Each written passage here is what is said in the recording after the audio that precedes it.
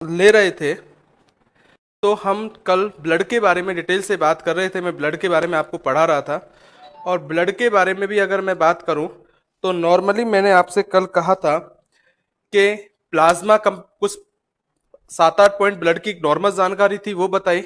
उसके बाद मैंने अगर मैं बात करूं तो प्लाज्मा के बारे में बताया, और उसके बाद अगर मैं बात करूं तो मैं आपको आरबीसी के बारे में बता रहा था, और लास्ट एंड फाइनल मैंने आपको हीमोग्लोबिन पर छोड़ा था। कहां छोड़ा था? हीमोग्लोबिन पर। ठीक है, तो good morning all of you, सबको बता दूं। अगर मैं बात करूं तो मैंने लास्ट एंड फाइनल आपको जो कल छोड़ा था वो छोड़ा था हीमोग्लोबिन पर। ठीक है, सब कुछ बता दिया था, लेकिन एक बात याद रख लेना, वैसे सबको पता होगा, लेकिन कभी पूछा जाए ना आपसे एग्जाम में कि हीमोग्लोबिन में कौन सा तत्व पाया जाता है, तो आप सबको पता है एफ पाया जाता है। कौन सा पाया जाता है? एफ, जिसको हम कहते हैं आयरन कहते हैं। क्या कहते हैं? आयरन। ठीक है, देखो एक बात समझ लो मेरी बात।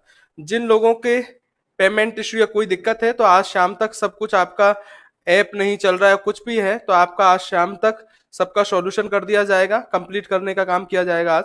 बस इसीलिए यूट्यूब पे 1-2 दिन क्लास चलेगी, उसके बाद आपकी ऐप पर ही क्लास चलेगी लगातार। और आज जिनका कोई पेमेंट इश्यू है या कोई ऐप नहीं चल रहा, तो वो कॉन्टैक्ट नंबर पर आपको बता ही दिया है, तो वो आपका आज शाम तक 99% आपका सॉल्यूशन कर देंगे। ठीक है ना, ध्यान रखना। तो मैं ये कह रहा था, क्योंकि अपन मेन टॉपिक पे आते हैं और इसी के बारे में बात करें, तो मैं ये आपसे कल पूरा कुछ बता दिया था हीमोग्लोबिन के बारे में।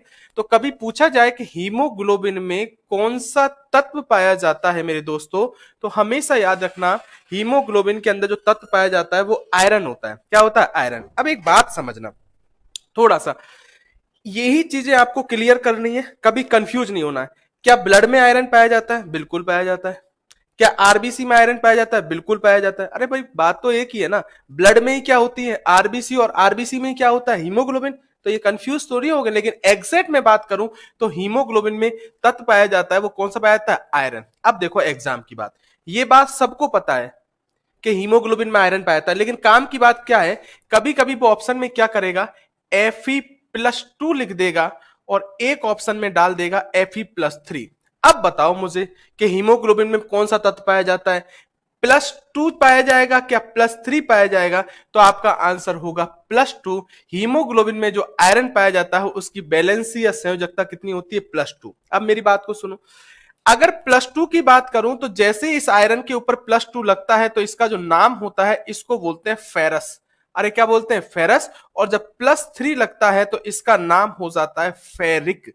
अरे क्या हो जाता है? फेरिक। एक बार ग्रुप डी की एग्जाम में पूछा गया क्वेश्चन था, उसने पूछा हीमोग्लोबिन में तत्व पाया जाता है, ना उसने ऑप्शन में आयरन दिया, ना उसने +2 और +3 दिया, उसने केवल क्या किया, हिंदी में लिख के दिया, एक ऑप्शन में फेरस और एक का फेरिक। जिन लोगों के थोड़े बहुत कंफ्यूजन थे या जिनको दिक्कत थी, उनको पता ही नहीं था, उन्होंने गलती की, तो आपका आंसर क्या जाएगा? फेरस जाएगा, क्योंकि +2 है और +2 को बोलते हैं फेरस और +3 को बोलते हैं फेरिक। क्लियर है? जैसा पूछा जाए वैसा उसको आंसर दो। ठीक है ना, काम की बात, हिंदी में नाम भी याद रखना, फेरस और क्या? फेरिक। क्लियर है भाई बात? अगली बात सुनो, तो कल ही मैंने कह दिया था कि इस हीमोग्लोबिन के कारण ही रुधिर का रंग कैसा होता है? लाल होता है। कैसा होता है? लाल। मेरे दोस्तों अब मेरी बात को फिर सुनना, आपने एक वर्णक और मैं आपको बता दूं, कभी सुना हुआ आपने, जो एग्जाम में मैं आपको क्लियर कर दूं, एसएससी और रेलवे में बहुत बार पूछा गया ये शब्द, और इसके नाम की बात करूं तो वो है हीमोसाइनिन। ये भी एक श्वसन वर्णक है मेरे दोस्तों। ठीक है, और इस श्वसन वर्णक की बात करूं तो इस श्वसन वर्णक के कारण रुधिर का रंग कैसा होता है? नीला होता है। कैसा होता है? नीला। एग्जाम का पहला क्वेश्चन, एग्जाम में आपसे पूछेगा मेरे दोस्तों कि रुधिर का रंग नीला किसके कारण होता है, तो आप बोलो किस श्वसन कर्णक के कारण? हीमोसाइनिन के कारण। अगर कभी पूछा जाए, अब देखो एक बात ये भी आती है, आप ये तो कहोगे सर नीला होता है, लेकिन ऐसा होता किन में है? तो मैं आपको क्लियर कर दूं, जंतुओं के दो संघ हैं जिनके नाम मैंने रुधिर परिसंचरण तंत्र पढ़ाया था, तब भी लिखवाया था आपको। एक जंतुओं का संघ है जिसको बोलते हैं आर्थ्रोपोडा, और एक जंतुओं का संघ है जिसको बोला जाता है मोलस्का। इन दो संघों में जो जंतु आते हैं उनके रुधिर का रंग कैसा होता है? नीला। देखो अभी रटने की जरूरत नहीं है, केवल समझना। आपको मैं पहले ही बता चुका हूं, एक ऑर्थोपोडा संघ में वो आते हैं जंतु जिनके पैरों में जॉइंट होते हैं। मैं एक बात क्लियर समझ लो, लास्ट में मेरे कारण है इसके लिए, लास्ट में आपको मैं क्लासिफिकेशन कराऊंगा, ठीक है, जिसमें से एक क्वेश्चन एग्जाम में आता है, बहुत शॉर्ट तरीके से कराऊंगा जिसका आपको, क्योंकि एग्जाम का ही क्वेश्चन हल करना है, ठीक है, कि कौन से संघ में कौन सा जंतु आ जाता है, कैसे मैं आपको बता दूं। देखो मुझे 90%, जैसे पिछली बार पूछा गया था ग्रुप डी के अंदर कि केचुआ किस संघ में आता है, तो आप सबको पता होना चाहिए एनिलिडा में आता है। वैसे वर्गीकरण करने की जरूरत नहीं पड़ती, ये केचुआ कहीं ना कहीं मैंने जरूर लिखाता हूं पढ़ाते समय कि इस संघ में आता है, एग्जाम में पूछेगा, आप ध्यान रखना, लेकिन आपको मैं और क्लियर कर दूंगा। लेकिन अभी आप उतना याद रखोगे जितना बता रहा हूं, इसलिए मैं हमेशा बोलता हूं कि कुछ लड़के आगे नहीं चलेंगे, जितना मैं बोलता जाऊं उतना याद रखो। ऑर्थोपोडा संघ में एक कीट आता है, मकड़ी आते हैं और भी जंतु आते हैं, ठीक है, और आपको पता है मोलस्का के अंदर पाइला आता है, ठीक है, सीप आता है, ठीक है ना। तो इन दो संघों में जो जंतु आते हैं उनके रुधिर का रंग कैसा होता है, नीला। आपसे 99% ये भी बता दूं, ज्यादातर इनके बारे में नहीं पूछेगा, आप तो इतना याद रखना कि रुधिर का रंग नीला किस श्वसन वर्णक के कारण होता है, हीमोसाइनिन। एक क्वेश्चन एग्जाम में और पूछ लिया जाता है कि इस हीमोसाइनिन के अंदर कौन सा तत्व पाया जाता है, तो क्लियर याद रखना सीयू पाया जाता है। और सीयू की बात करूं तो इसी को कहते हैं हम कॉपर, अरे क्या कहते हैं, कॉपर। और इस कॉपर के कारण ही रुधिर का रंग कैसा होता है, नीला होता है। कैसा होता है, नीला। तो कभी भी एग्जाम में पूछा जाए, पूछा गया है भाई, एनटीपीसी में भी पूछा गया है, एसएससी में भी पूछा गया है कि हीमोसाइनिन में कौन सा तत्व पाया जाता है, तो आप क्या बोलोगे, कॉपर पाया जाता है। क्या पाया जाता है, कॉपर। अब मेरी बात को सुनो, तीन बातें याद रखनी है। पहली, हीमोसाइनिन किसके कारण रुधिर का रंग नीला होता है, हीमोसाइनिन के कारण। हीमोसाइनिन में कौन सा तत्व है, कॉपर। अब एक बात और सुन लो, काम की बात, ये वर्गीकरण भी मैंने इसलिए लिखा था यहां पर इन दोनों के बारे में, मुझे एक बात बतानी थी। आप सबको पता है, मैं बहुत दिन से आपको बताते आ रहा हूं कि आर्थ्रोपोडा संघ में एक जंतु आता है जिसका नाम होता है कॉकरोच। आपको पता है ये बहुत पूछा जाता है, कॉकरोच, ठीक है। आप कहोगे मेरे दोस्तों, सर ये दो चार जंतु है, इनको ज्यादा कैसे पूछता है, क्या और जंतु नहीं है? इसका एक रीजन होता है मेरे दोस्तों। देखो सुनो, जब कभी भी आप 11th क्लास में या 12th क्लास की बुक पढ़ते हो, या तो आपको बता दूं, 3 या 4 जंतुओं के बारे में मेनली आपको डिटेल से बताया जाता है, ठीक है। आगे भी कैसे, मनुष्य के बारे में तो हम डिटेल से बात करते चलते ही हैं, 6th क्लास से ही चालू हो जाता है। लेकिन 11th क्लास और 12th क्लास में 3-4 चीजें ऐसी है, तो मेढक आता है, एक कॉकरोच आता है, इसी का तिलचट्टा नाम भी है, कभी कभी ऑप्शन में तिलचट्टा भी लिख देता है ना। एक कॉकरोच है, एक मेढक है। अगर मैं बात करूं, इनके बारे में भी डिटेल से वहां बता चुका है। इसलिए एक केचुआ भी होता है, क्या होता है, केचुआ। इसलिए इन 3 जंतुओं के बारे में आपको पता होना बहुत जरूरी होता है। इसलिए कभी भी पूछा जाए, मैंने क्या बोला, इस आर्थ्रोपोडा संघ में जंतुओं में कौन आता है, कॉकरोच भी आता है। किस में आता है, आर्थ्रोपोडा। और मैंने अभी क्या बोला कि आर्थ्रोपोडा संघ के जंतुओं के रुधिर का रंग कैसा होता है, नीला।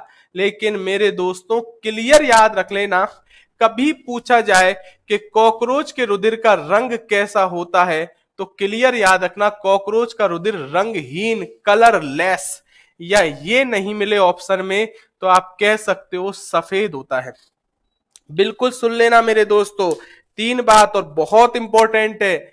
आर्थ्रोपोडा संघ में कॉकरोच आता है, और मैंने अभी बोला आर्थ्रोपोडा संघ के जंतुओं के रुधिर का रंग कैसा होता है, नीला। लेकिन कॉकरोच अपवाद है कि आर्थ्रोपोडा में आते हुए भी इसका रुधिर कैसा होता है, नीला नहीं, रंगहीन या सफेद होता है, क्योंकि इस कॉकरोच के अंदर ये हीमोसाइनिन नामक श्वसन वर्णक पाया ही नहीं जाता है। क्लियर है भाई बात? गुड मॉर्निंग हो गया मेरे दोस्तों, बात को समझ लो। 3 बातें बोली है मैंने। पहला, किसके कारण रुधिर का रंग नीला, हीमोसाइनिन के कारण।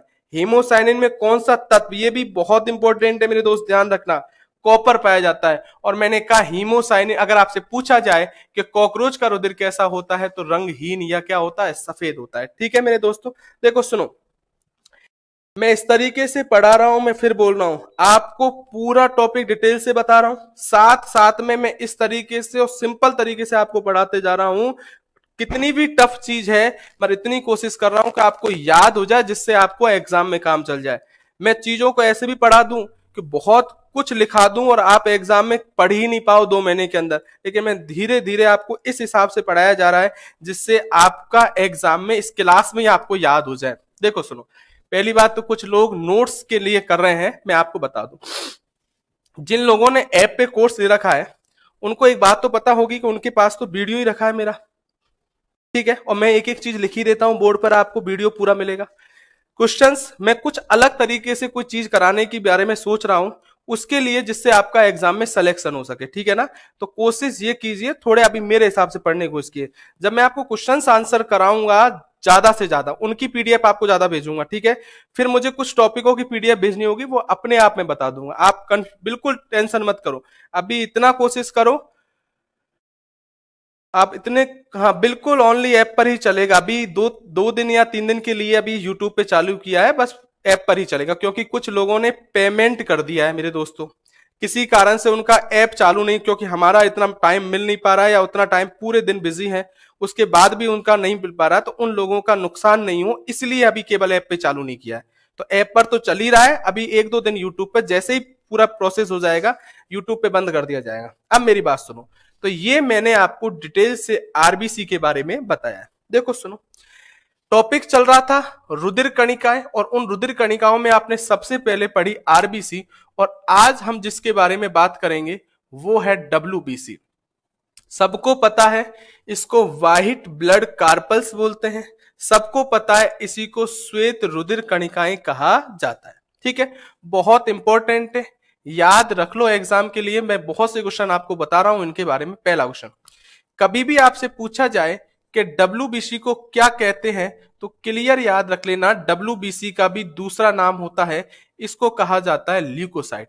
एक्चुअल में ये भी लैटिन नाम है, जैसे आरबीसी को हम इरिथ्रोसाइट कहते हैं, उसी प्रकार से अगर मैं बात करूं तो डब्ल्यूबीसी को भी ल्यूकोसाइट कहा जाता है, ठीक है। अगली बात, अगर डब्ल्यूबीसी की बात करूं तो कभी पूछा जाए डब्ल्यूबीसी के बारे में कि डब्ल्यूबीसी में केंद्रक पाया जाता है, तो क्लियर याद रख लेना कि जो डब्ल्यूबीसी होती है इसमें केंद्रक पाया जाता है। पूरा लिख दूं मैं, केंद्रक पाया जाता है, कहने का मतलब न्यूक्लियस प्रेजेंट होता है डब्ल्यूबीसी में।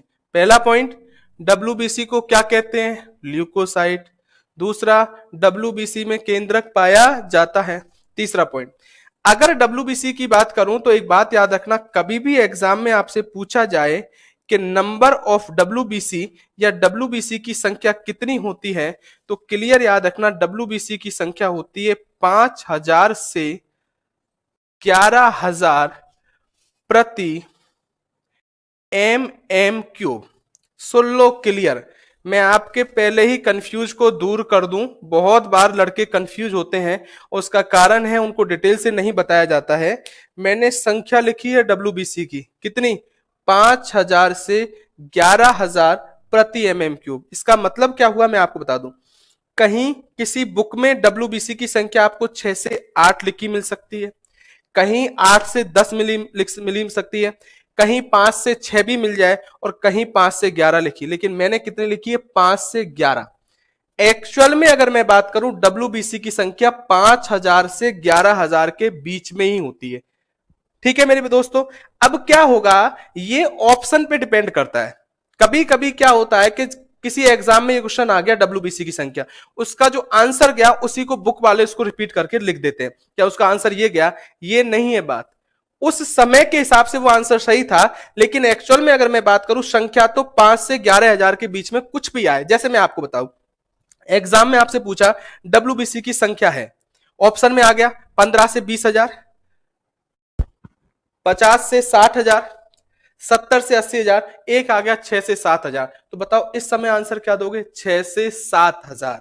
तो ये उस पर डिपेंड करेगा मेरे दोस्तों, ध्यान रखना, इसलिए मैंने कहा कम कितना मानना है 5,000, और अधिकतम कितनी मानी 11, इनके बीच में संख्या होगी वो डब्ल्यूबीसी की क्या मानी जाएगी, संख्या।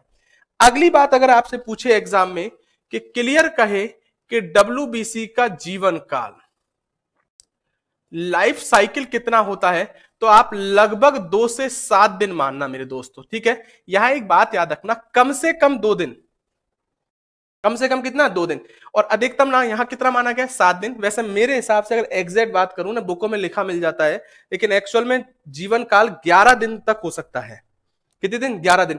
और 11 दिन से जो कम आए ना ऑप्शन में, वहां तक आप आंसर को मान सकते हो, लेकिन लिखने के लिए हम लगभग लिख सकते हैं कि डब्ल्यूबीसी का जीवन काल कितना होता है, तो आप बोलोगे 2 से 7 दिन।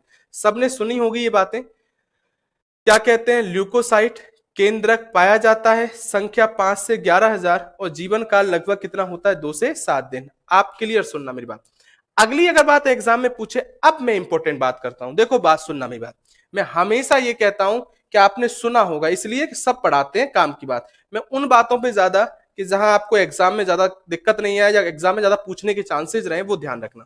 2 शब्द लिख रहा हूं मेरे दोस्तों। एक तो होता है ल्यूकोसाइटोसिस, और एक शब्द और लिख दूं मैं आपको, एक होता है जिसको बोला जाता है ल्यूकोसाइटोपिनिया। ठीक है, मैंने 2 शब्द लिख दिए, एक ल्यूकोसाइटोसिस और एक ल्यूकोसाइटोपिनिया। शॉर्ट में बता दूं, दोनों में ल्यूकोसाइटो है, केवल इतना याद रखोगे, एक में सिस है और एक में क्या है? पीनिया। ठीक है। ल्यूकोसाइटोसिस क्या होता है कि जब शरीर में डब्ल्यूबीसी, अरे किसकी बात कर रहा हूं? डब्ल्यूबीसी, इसकी संख्या में अगर मैं बात करूं वृद्धि होती है या ग्रोथ होती है, तो उसे क्या कहते हैं? ल्यूकोसाइटोसिस। लेकिन जब शरीर में डब्ल्यूबीसी की संख्या में कमी होती है, तो याद रखना उसे कहा जाता है ल्यूकोसाइटोपिनिया। मैं क्लियर बता दूं आपको, बहुत पूछ चुका है एग्जामों में। एनीमिया, आरबीसी की संख्या में कमी को एनीमिया कहते हैं, बहुत पूछ चुका है। अब होगा किसी ना किसी एग्जाम में वो डब्ल्यूबीसी के बारे में पूछेगा आपसे कि डब्ल्यूबीसी की संख्या में वृद्धि को क्या कहते हैं, तो ल्यूकोसाइटोसिस कहते हैं। और डब्ल्यूबीसी की संख्या में कमी को क्या कहते हैं, तो क्लियर याद रखना, उसको कहा जाता है ल्यूकोसाइटोपिनिया। वैसे समझने के लिए मैं आपको बता दूं कि जब कभी भी आपकी बॉडी में किसी वायरस या बैक्टीरिया का इन्फेक्शन होता है या संक्रमण होता है, तब तब आपके शरीर में डब्ल्यूबीसी की संख्या में वृद्धि होती है। डब्ल्यूबीसी की संख्या में क्या होती है? वृद्धि। समझो, कभी भी आपको कभी कोई फीवर होता है या आपको, जैसे ये मौसम चल रहा है, ये वायरल इन्फेक्शन का है, डॉक्टर बोलता है ना कि वायरल इन्फेक्शन होता है, तो आपने एक बात सुनी होगी, अगर डॉक्टर होगा कोई वायरल, आप ये कहोगे सर मुझे, या किसी के पास डॉक्टर के पास जाओगे, आप कहोगे सर मुझे ऐसा महसूस हो रहा है, थोड़ा गरम गरम सा रहता हूं, या कोई ऐसा ऐसा महसूस हो रहा है, तो डॉक्टर समझ लेता है कि ये वायरल इन्फेक्शन वाला समय चल रहा है, तो वो पहले काम क्या करता है? आपसे कहता है एक जांच करा लो। ठीक है, नॉर्मली वो सीबीसी कराता है, सीबीसी में पता चल जाता है आरबीसी डब्ल्यूबीसी सबके बारे में। तो वो उस जांच में केवल इतना सा देखता है डब्ल्यूबीसी को, जैसे ही डब्ल्यूबीसी उसको वृद्धि दिखती है, वो समझ लेता है कि इसके एक वायरल इन्फेक्शन है या कोई बैक्टीरियल इन्फेक्शन है, जिसके कारण इसको क्या आ रहा है? ऐसा हो रहा है। ठीक है, तो हमेशा याद रख लो, कभी भी कोई जीवाणु, बैक्टीरिया या वायरस का इन्फेक्शन होता है, तब शरीर में डब्ल्यूबीसी की संख्या वृद्धि होती है, उसे बोलते हैं ल्यूकोसाइटोसिस। समझाने के लिए बोला है, आप तो इतना सा याद रखो, डब्ल्यूबीसी की संख्या में वृद्धि को क्या कहते हैं? ल्यूकोसाइटोसिस। और कमी की बात करूं तो एक रोग सबने सुना होगा, एक एड्स होता है, मैं आगे बताऊंगा अभी डिटेल से। इसमें शरीर में डब्ल्यूबीसी की संख्या में कमी होती है, और डब्ल्यूबीसी की संख्या में जब कमी होती है ना, तब जाके आपको पता हो शरीर में रोग प्रतिरोधक क्षमता का क्या नहीं होता? विकास नहीं हो पाता, या कमी क्या हो जाती है? कमी हो जाती है। मतलब जब शरीर में डब्ल्यूबीसी की संख्या में कमी हो गई, तो आपका शरीर रोगों से लड़ने के लिए तैयार नहीं होता है। क्लियर याद रख लेना आप, तो हमेशा याद रख लेना कि डब्ल्यूबीसी की संख्या में कमी को क्या कहते हैं? ल्यूकोसाइटोपिनिया। एक और बात सुनो, अगर मैं एक बात और बताऊं आपको, क्लियर याद रख लेना, कभी आपसे पूछा जाए नॉर्मली कि डब्ल्यूबीसी का शरीर में कार्य क्या है, तो डब्ल्यूबीसी का कार्य होता है शरीर में रोग प्रतिरोधक क्षमता का विकास करना।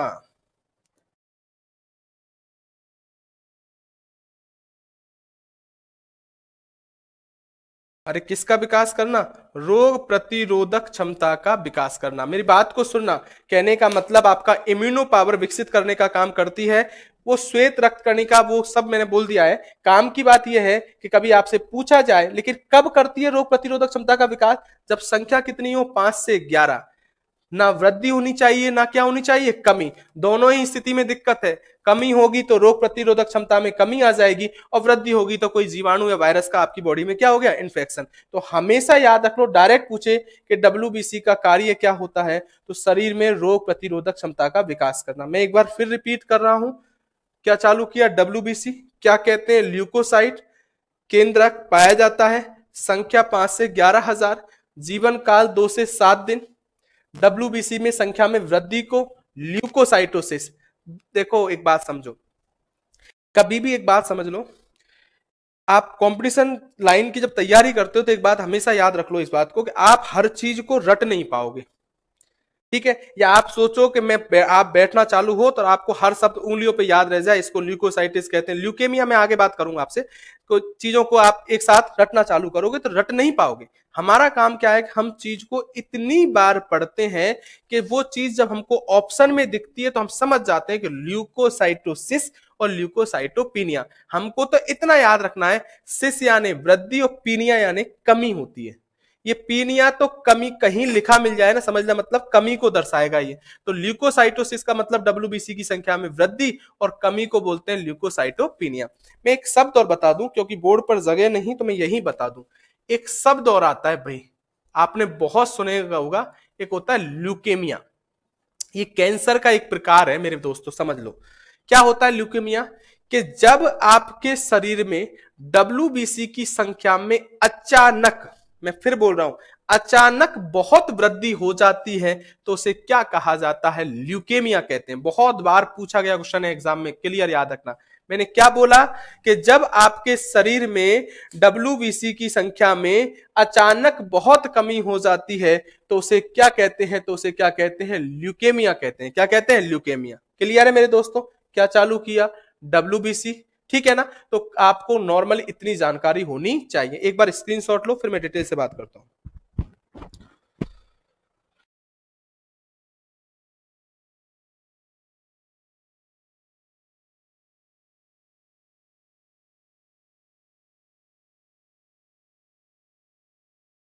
ठीक है, एक बात सुनो, अगली अगर मैं बात करूं तो एक बात समझना मेरी बात, ये मैंने एक नॉर्मल जानकारी आपको डब्ल्यूबीसी के बारे में दी। एक बात और हमेशा याद रख लो, आपकी बॉडी में कभी भी कोई एलर्जी हो,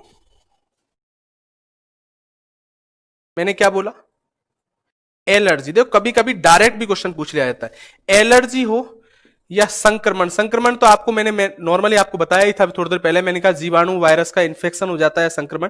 कभी डायरेक्ट भी क्वेश्चन आ जाता है कि एलर्जी के समय हमारे शरीर में डब्ल्यूबीसी की संख्या में क्या होती है, वृद्धि कमी, कोई प्रभाव नहीं पड़ता। तो हमेशा याद रखना, एलर्जी के समय भी डब्ल्यूबीसी की संख्या में वृद्धि होती है, और कोई इन्फेक्शन होता है तो भी हमारे शरीर में डब्ल्यूबीसी की संख्या में क्या होती है, वृद्धि। तो कभी कभी डायरेक्ट क्वेश्चन पूछ लेगा आपसे कि एलर्जी व संक्रमण के समय डब्ल्यूबीसी पर क्या प्रभाव पड़ता है, तो याद रखना एलर्जी व संक्रमण के समय डब्ल्यूबीसी की संख्या में वृद्धि हो जाती है। अब मेरी बात को सुनो, ये जो मैंने अब तक बात आपने पढ़ी है, ये बहुत पढ़ा होगा इसके बारे में, लेकिन अब मैं एग्जाम की बातें कुछ ऐसी करता हूं जो इस साल एनटीपीसी के अंदर, राजस्थान पुलिस के अंदर, या पटवारी के अंदर, या किसी भी एग्जाम के लिए नॉर्मली आने के पूरे चांसेस हैं। पहले टीचर छोड़ भी देते थे, इसको नहीं भी पढ़ाते थे, लेकिन आप मेरी पहले भी मैंने बहुत बताया है, और लेकिन अभी भी बता दूं, इनमें से कोई ना कोई क्वेश्चन एग्जाम में पूछा सकता है। मैं अब बताता हूं आपको डब्ल्यूबीसी के प्रकार। देखो सुनो मेरी बात, दो प्रकार की डब्ल्यूबीसी होती है, हमेशा याद रख लेना, बहुत तसल्ली से सुनना। एक डब्ल्यूबीसी होती है, उसको बोलते हैं कणिका में डब्ल्यूबीसी, कणिका में। और इसी को अगर मैं बात करूं तो इसी को बोलते हैं ग्रेन्युलोसाइट। ठीक है, और एक डब्ल्यूबीसी की बात करूं तो एक डब्ल्यूबीसी होती है जिसको बोलते हैं एक कणिका में डब्ल्यूबीसी, और इसकी बात करूं तो यह होती है जिसको बोलते हैं एक ग्रेन्युलोसाइट। ठीक है, दो तरह की डब्ल्यूबीसी मैंने बताई, एक कणिका में और दूसरी एकणिका में। कहने का मतलब ऐसी डब्ल्यूबीसी जिनके कोशिका द्रव, कोशिका द्रव का मतलब ये कोशिका है, इसके अंदर लिक्विड भरा है, इसको कोशिका द्रव या साइटोप्लाज्म कहते हैं। इसके अंदर अगर रंगीन कण पाए जाते हैं तो उनको कणिका में, और नहीं पाए जाते हैं तो उनको एकणिका में डब्ल्यूबीसी कहा जाता है। तो कभी भी एग्जाम में पूछा जाए कि डब्ल्यूबीसी दो प्रकार की है, एक कणिका में और एक कौन सी है, एकणिका में। अगर इस कणिका में डब्ल्यूबीसी की बात करूं तो इसकी मात्रा 72% होती है, और इसकी बात करूं तो इसकी मात्रा 28% होती है। क्लियर, याद रखना। तो कणिका में डब्ल्यूबीसी कितनी होगी, ग्रेन्युलोसाइट 72%, और वो कितनी होगी, 28। इस कणिका में डब्ल्यूबीसी की बात करूं मेरे दोस्तों, सुनना, ये भी तीन प्रकार की होती है। कौन कौन सी? एक की बात करूं तो एक आपने बहुत सुना होगा, एक होती है जिसका नाम होता है न्यूट्रोफिल्स। कुछ लोग बोल रहे थे कल इसका नाम। दूसरी बात करूं तो दूसरी होती है, उसका नाम होता है ईओ सिनोफिल्स। हाँ, ये भी क्लियर कर दूं, कभी कभी ऐसा हो जाएगा ऑप्शन में ये नहीं मिले तो इसकी जगह ये भी मिल सकता है।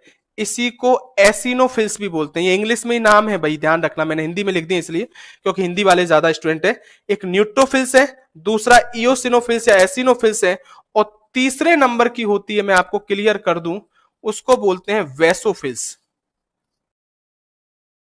क्लियर, याद रखना। तीन तरह की बोल दी है मैंने, कौन सी कणिका में, एक न्यूट्रोफिल्स, एक इओसिनोफिल्स या एसिनोफिल्स, और एक होती है वेसोफिल्स। लेकिन एकणिका में की बात करूं, ये भी दो प्रकार की होती हैं जिनके नाम आपने बहुत सुने होंगे। एक होती है जिसको बोला जाता है मोनोसाइट, और एक अगर मैं बात करूं, एक होती है जिसको क्या बोला जाता है, तो इसको बोला जाता है लिम्फोसाइट। ठीक है, सुनना मेरी बात। मैंने क्या चालू किया, डब्ल्यूबीसी। इस डब्ल्यूबीसी को कितने पार्टों में बांटा, दो। एक क्या बोला, कणिका में, और दूसरा क्या बोला, एकणिका में। ये कणिका में कितने प्रकार की है, तीन, न्यूट्रोफिल्स, इओसिनोफिल्स और वेसोफिल्स, और एकणिका में दो प्रकार की है, मोनोसाइट और लिम्फोसाइट। पहला क्वेश्चन एग्जाम में मैं सब चीजें बोर्ड पर ही बता दूंगा, कितने क्वेश्चंस बनेंगे, कितने क्वेश्चन कैसे पूछेगा, क्या क्या हो सकता है, मैं क्लियर, याद रखना हूं। एक बात समझ लो मेरी बात, अगर कणिका में और एकणिका की बात करूं तो एग्जाम का पहला क्वेश्चन आपसे इस तरीके से पूछेगा डब्ल्यूबीसी के बारे में कि इनमें से कौन सी एकणिका में डब्ल्यूबीसी है। ऑप्शन में दिया न्यूट्रोफिल्स, इओसिनोफिल्स, वेसोफिल और मोनोसाइट। तो बताओ एकणिका में कौन सी आंसर जाएगा, मोनोसाइट, और लिम्फोसाइट होती तो क्या देते, लिम्फोसाइट। क्लियर। तो पहले तो आपको क्लियर रूप से पता होना चाहिए कौन सी कणिका में और कौन सी एकणिका में। एक और बात सुनो, इन कणिका में डब्ल्यूबीसी की बात करूं तो इन न्यूट्रोफिल्स की शरीर में संख्या होती है लगभग 60 से 70%, लगभग मैं बोल रहा हूं, क्लियर सुन लो। इओसिनोफिल्स की बात करूं, इसको यहां लिख रहा हूं, इसकी संख्या लगभग होती है 1 से 5%। ठीक है। वेसोफिल्स की बात करूं तो इसकी संख्या लगभग होती है 0.5 से 1%। ठीक है। मोनोसाइट की बात करूं तो इसकी संख्या लगभग होती है 5 से 10%, और लिम्फोसाइट की संख्या अगर मैं बात करूं लगभग 20 से 30%। ऐसे काउंटिंग मत कर लेना क्योंकि लगभग में बोली है, इसलिए हमेशा याद रखना। ये कुछ संख्याएं लिखी है, मैं एक बार रिपीट कर रहा हूं। न्यूट्रोफिल्स 60 से 70%, इओसिनोफिल्स 1 से 5%, वेसोफिल 0.5 से 1%, और मोनोसाइट 5 से 10%, और लिम्फोसाइट 20 से 30%। जितनी भी डब्ल्यूबीसी है उनका मैंने परसेंटेज बताया। अब सुनो एग्जाम की बात, कभी भी एग्जाम में आपसे परसेंटेज नहीं पूछेगा, 100% बता दूं आपको, तो रटने की जरूरत नहीं है। लेकिन दो क्वेश्चंस याद रखना, बहुत बार पूछेगा। अगर आपसे कभी पूछा जाए कि शरीर में सर्वाधिक संख्या में पाए जाने वाली डब्ल्यूबीसी कौन सी होती है, तो आप क्या बोलोगे, न्यूट्रोफिल्स। अरे संख्या दिख रही है इन पांचों में, 60 से 70% है मेरे दोस्तों, याद रखना। तो कभी भी पूछा जाए कि शरीर में सर्वाधिक मात्रा में पाए जाने वाली डब्ल्यूबीसी कौन सी होती, तो क्या बोलोगे, न्यूट्रोफिल्स। और कभी यह पूछा जाए कि शरीर में सबसे कम संख्या में पाए जाने वाली डब्ल्यूबीसी कौन सी होती, तो क्या बोलोगे, वेसोफिल्स होती है। मेरी बात को सुनना, क्योंकि 0.5 से 1% है मेरे दोस्तों। तो कभी भी आपसे एग्जाम में पूछा जाए कि शरीर में सर्वाधिक संख्या में पाए जाने वाली डब्ल्यूबीसी कौन सी है, तो न्यूट्रोफिल्स होती है, और सबसे कम संख्या में पूछे तो वेसोफिल्स होती है। लेकिन बात को सुनना, जैसा पूछे वैसा उसको आंसर दो। कभी साइज की बात करूं, किसकी बात करूं, साइज की, तो कभी भी पूछा जाए कि सबसे बड़ी साइज की बात कर रहा हूं। कभी भी पूछा जाए आपसे कि सबसे बड़ी डब्ल्यूबीसी कौन सी होती है साइज में, तो मोनोसाइट। इन पांचों की बात कर रहा हूं, मोनोसाइट। और कभी भी पूछा जाए कि इनमें से सबसे छोटी डब्ल्यूबीसी कौन सी होती है साइज में, तब आप बोलोगे लिम्फोसाइट होती है। क्या होती है? लिम्फोसाइट। कुछ लिम्फोसाइट अगर लिख भी रहे थे, पहले ही लिख दिया था, लेकिन बात को समझ लेना मेरे दोस्तों। आपसे कभी भी ये कहे कि सबसे बड़ी डब्ल्यूबीसी कौन सी है, तो क्या बोलोगे? मोनोसाइट। और कभी आपसे ये कहे कि सबसे छोटी डब्ल्यूबीसी कौन सी है, तो आप क्या बोलोगे? लिम्फोसाइट। ठीक है मेरे दोस्त, क्या चालू किया? डब्ल्यूबीसी। अभी मैंने आपको केवल 4 पॉइंट बताए हैं नॉर्मली। सर्वाधिक संख्या में पाए जाने वाली डब्ल्यूबीसी कौन सी है, तो क्या बोलोगे? न्यूट्रोफिल्स। सबसे कम संख्या में कौन सी है? वैसोफिल्स। अगर आपसे यह पूछा जाए कि सबसे बड़ी डब्ल्यूबीसी कौन सी है? मोनोसाइट। और अगर आपसे ये कहे कि सबसे छोटी डब्ल्यूबीसी कौन सी है, तो आप बोलोगे कि सबसे छोटी है लिम्फोसाइट। ठीक है मेरी बात? अब मेरी बात को एक बात और सुनो। इस मोनोसाइट की बात करूं, बहुत इंपॉर्टेंट बात है, याद रखना। इस मोनोसाइट की बात करूं तो एक बात याद रखना, ये एक ऐसी डब्ल्यूबीसी है जो भक्षाणु प्रकृति की होती है। भक्षाणु मतलब इंग्लिश में बोलते हैं फैगोसाइट। बात को समझ लेना। मैंने कहा कि मोनोसाइट एक ऐसी डब्ल्यूबीसी है जो भक्षाणु प्रकृति या फैगोसाइट की प्रकृति की होती है। कहने का मतलब होता है कि आपके शरीर में जितनी भी क्षतिग्रस्त कोशिकाएं हैं या ऊतक, ऊतक मतलब टिश्यू है, उनको नष्ट करने का काम मेनली किसका होता है? तो क्लियर याद रखना, यह काम मेनली होता है मोनोसाइट का। अरे किसका होता है? मोनोसाइट। तो कभी भी पूछा जाए आपसे डायरेक्ट कि ऐसी कौन सी डब्ल्यूबीसी है जो भक्षाणु प्रकृति की होती है, तो हमेशा याद रखना मोनोसाइट होती है। भक्षाणु को इंग्लिश में बोलते हैं फैगोसाइट। तो कभी भी पूछा जाए कि भक्षाणु प्रकृति की या फैगोसाइट प्रकृति की कौन सी डब्ल्यूबीसी होती है, तो क्या बोलोगे? मोनोसाइट। अब मेरी एक बात को सुनना, 5 पॉइंट बोले हैं, फिर मैं रिपीट कर रहा हूं। सर्वाधिक संख्या में डब्ल्यूबीसी न्यूट्रोफिल्स, सबसे कम संख्या में वैसोफिल्स, सबसे बड़ी मोनोसाइट, सबसे छोटी लिम्फोसाइट। ऐसी डब्ल्यूबीसी जो भक्षाणु प्रकृति की होती है, तो क्या बोलोगे? मोनोसाइट होती है। लेकिन एक बात सुनना, ये जो भक्षाणु लिखा है मैंने या फैगोसाइट प्रकृति की है, ये केवल मोनोसाइट ही नहीं होती मेरे दोस्तों। ऐसा गुण कुछ मात्रा में इस न्यूट्रोफिल्स में भी पाया जाता है। मैं फिर बोल रहा हूं, केवल मोनोसाइट तो है। मेनली पूछा जाए ना आपसे एग्जाम में कि कौन सी भक्षाणु प्रकृति की होती है, तो आप आंसर क्लियर रूप से मोनोसाइट ही दोगे। लेकिन बात सुनो, मैं समझाने के लिए आपसे बोल रहा हूं, ऐसा गुण इसमें तो मेनली पाया जाता है, लेकिन कुछ मात्रा में भक्षाणु प्रकृति की न्यूट्रोफिल्स होती है।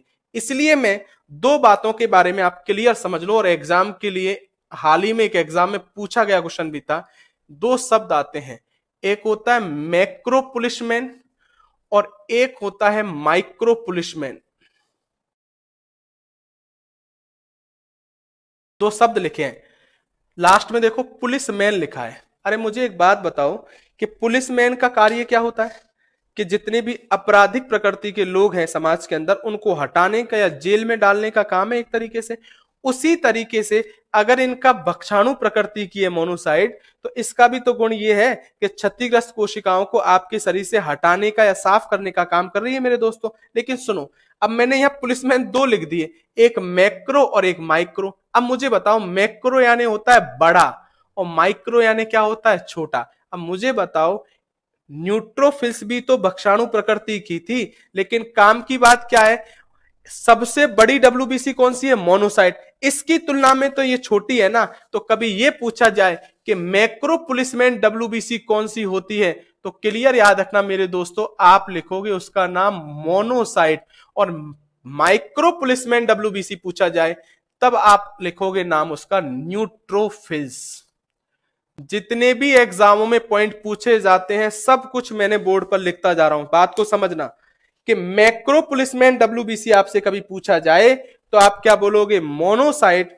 और माइक्रो पुलिसमैन डब्ल्यूबीसी पूछा जाए, तो आप क्या लिखोगे? न्यूट्रोफिल्स। ठीक है मेरे दोस्तों, अब मेरी बात को सुनो। एक लास्ट एंड फाइनल पॉइंट और मैं बता दूं। चलो पहले आप इतना एक काम करो, पहले स्क्रीनशॉट लो इसको जल्दी से, फिर मैं बाद में बताता हूं। जल्दी से लो।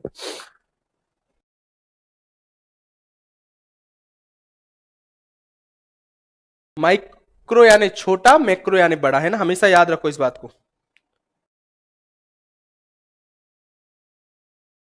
ठीक है, अब मेरी बात को सुनो। इस मोनोसाइट के बारे में एक बात और बता दूं आपसे। आपसे कभी यह भी पूछ लिया जाए ना एग्जाम में, ऐसी कौन सी डब्ल्यूबीसी है जो अपमार्जक, अपमार्जक को इंग्लिश से बोलते हैं डिटर्जेंट, ऐसी कौन सी डब्ल्यूबीसी है जो अपमार्जक की भांति कार्य करती है, तो अभी आप क्या लिखोगे, मोनोसाइट। क्यों बोलते हैं अपमार्जक? अरे अपमार्जक का काम भी तो ये होता है कपड़े से मैल को हटाना। उसी तरीके से अगर मैं बात करूं तो इस मेनली भक्षाणु प्रकृति की जो डब्ल्यूबीसी थी वो कौन सी थी, मोनोसाइट। और इसका काम भी तो ये है कि क्षतिग्रस्त कोशिकाओं को हटाना, तो एक तरह से अपमार्जक की भांति कार्य कर रही है। तो कभी भी एग्जाम में पूछा जाए कि ऐसी कौन सी डब्ल्यूबीसी है जो अपमार्जक की भांति कार्य करती है, तो आप क्या बोलोगे, मोनोसाइट। ठीक है मेरे दोस्तों, अब देखो फिर सुन लो एक बार, मैं दोबारा इसको रिपीट कर रहा हूं और मैं उन क्वेश्चंस को डायरेक्ट बोल रहा हूं आपको जो आपको याद रखने। देखो सुनो, मैंने क्या चालू किया, डब्ल्यूबीसी, उसको कितने पार्ट में बांटा, दो, एक कणिका में और एक एकणिका में। इस कणिका में को तीन भागों में बांटा, न्यूट्रोफिल्स, इयोसिनोफिल्स और वेसोफिल्स। ठीक है, और एकणिका में को दो भागों में, मोनोसाइट और लिम्फोसाइट। मैंने आपको 5-7 क्वेश्चन बोले थे। पहला, सर्वाधिक संख्या में पाए जाने वाली डब्ल्यूबीसी। देखो आप यहीं लिख लेना जहां न्यूट्रोफिल्स था, वहीं पर लिख सकते हो सर्वाधिक संख्या में। अरे अब ऐसे नोट्स नहीं चाहिए तुमको हर तरीके से लिखे हुए। अब एग्जाम के हिसाब से पढ़ो कि एग्जाम आने वाली है और कितनी जल्दी हम याद रख सकें। सर्वाधिक संख्या में, और वेसोफिल्स की बात करूं तो ये सबसे कम संख्या में पाए जाने वाली डब्ल्यूबीसी है। कैसी, सबसे कम संख्या में। ठीक है, सबसे बड़ी पूछे तो मोनोसाइट और सबसे छोटी डब्ल्यूबीसी तो लिम्फोसाइट। पूछे ऐसी डब्ल्यूबीसी जो भक्षाणु प्रकृति की होती है तो मोनोसाइट, और यह भी पूछा जाए कि ऐसी कौन सी डब्ल्यूबीसी है जो अपमार्जक की भांति कार्य करती है, तो क्या बोलोगे, मोनोसाइट। और अगर पूछा जाए कि मैक्रो पुलिसमैन डब्ल्यूबीसी कौन सी है, मोनोसाइट, और माइक्रो पुलिसमैन डब्ल्यूबीसी कौन सी है, तो क्या बोलोगे, न्यूट्रोफिल्स। अब देखो मेरे दोस्तों, कुछ लोगों को मैं 100% बता दूं, उन्होंने पहली बार पढ़ा होगा, ये ध्यान रख लेना। ठीक है, अगर मैं बात करूं, सुन लो मेरी बात, और कुछ लोग ऐसे समझ रहे हो सर इतना आएगा क्या, मैं आपको 100% बता रहा हूं, ये पूछा जा चुका है एग्जाम के अंदर। सर्वाधिक संख्या, सबसे बड़ी छोटी, पूछा जा चुका है एग्जाम में। भक्षाणु प्रकृति पूछ चुका है एग्जाम में। मैं एक भी लाइन ऐसी लिख, बस फर्क इतना होता है कि इन चीजों को पढ़ाने में टाइम लगता है और लोग इसको आराम से पढ़ा के जल्दी से छोड़ देते हैं। मैं हमेशा बात कर रहा हूं, अगर एग्जाम में सिलेक्शन लेना है तो उसके लिए स्पेशल पढ़ना होगा। और स्पेशल क्या पढ़ना होगा मेरे दोस्तों, अगर एनटीपीसी ग्रुप डी की एग्जाम की तैयारी कर रहे हो तो मैंने पहले ही कहा था कि पिछली बार का पेपर ही उठा के देख लो ग्रुप डी का, तब आपको अपने आप पता चल जाएगा कि कैसा पेपर आया था और इस साल कैसा पेपर आएगा। अरे मेरे दोस्तों, जब अब की बार उसने क्लियर रूप से ये कह रखा है साइंस आएगी, बहुत अच्छी तरह आएगी, तो मुझे ये बताओ कि अच्छी तरह का मतलब क्या होता है कि अब उस, वो क्या नाम आता है, वो स्पीडी बुक आती है, वो स्पीडी से पार नहीं पड़ेगी। या कोई छोटी मुख की बुक पढ़ ली और उससे आप सोचो कि हमारा एग्जाम में सिलेक्शन हो जाए। क्वेश्चंस कर सकते हो 5-7, सिलेक्शन नहीं ले सकते, ये ध्यान रख लेना। इसलिए हर चीज को डिटेल से पढ़ना पड़ेगा और इन चीजों को पढ़ने के लिए आपको मेहनत भी करनी पड़ेगी। तो ये मैंने आपको डब्ल्यूबीसी के बारे में बताया था, लेकिन एक पॉइंट और मैं बात कर रहा था, वो सुनना, बहुत एग्जाम के लिए इंपॉर्टेंट है और मैं आगे भी उसके बारे में डिटेल से डिस्कस करूंगा। अभी मैंने एक डब्ल्यूबीसी का नाम लिखा था जिसका नाम होता है लिम्फोसाइट। ठीक है, एक बात याद रख लेना, अगर एग्जाम में पूछा जाए कि एड्स रोग के अंदर, किसके अंदर, एड्स रोग के अंदर शरीर में, आपसे क्लियर रूप से मैंने एक बात कही कि एड्स रोग के अंदर शरीर में डब्ल्यूबीसी की संख्या में कमी हो जाती है, डब्ल्यूबीसी की संख्या में कमी हो जाती है। लेकिन बात को सुनो, ऑप्शन में डब्ल्यूबीसी की कमी दे रखा है तो ठीक है, लेकिन अगर आपसे पूछा जाए किस डब्ल्यूबीसी की संख्या में कमी हो जाती है, तो आप क्लियर याद रखना उसका नाम होगा लिम्फोसाइट। कौन सी डब्ल्यूबीसी है, लिम्फोसाइट। हमेशा याद रख लेना, आपसे अगर पूछा जाए कि एड्स रोग के अंदर शरीर में किसकी संख्या में कमी हो जाती है, क्योंकि ये लिम्फोसाइट एक ऐसी डब्ल्यूबीसी है जो शरीर में रोग प्रतिरोधक क्षमता का विकास करती है। अरे मैं आपको समझा दूं, एड्स रोग का मतलब क्या होता है? इस रोग में एक दिक्कत ये आती है व्यक्ति की कि उसका शरीर रोगों से लड़ने के लिए तैयार नहीं होता है। इसका मतलब क्या समझ लो कि किसी में रोग प्रतिरोधक क्षमता कम हो गई। जैसे अभी आप कोरोना में ही बोल रहे हैं, कोरोना चल रहा है तो उसमें कह रहे हैं कि रोग प्रतिरोधक क्षमता कम हो जाएगी। इससे क्या होगा कि तुरंत व्यक्ति के शरीर में कोई ना कोई बीमारी, कोई भी वायरस आएगा तो और किसी को इन्फेक्टेड करे या ना करे, कि जिसके शरीर की रोग प्रतिरोधक क्षमता कम है उसको तो कोई भी वायरस या जीवाणु उसके शरीर में तुरंत अंदर प्रवेश करेगा।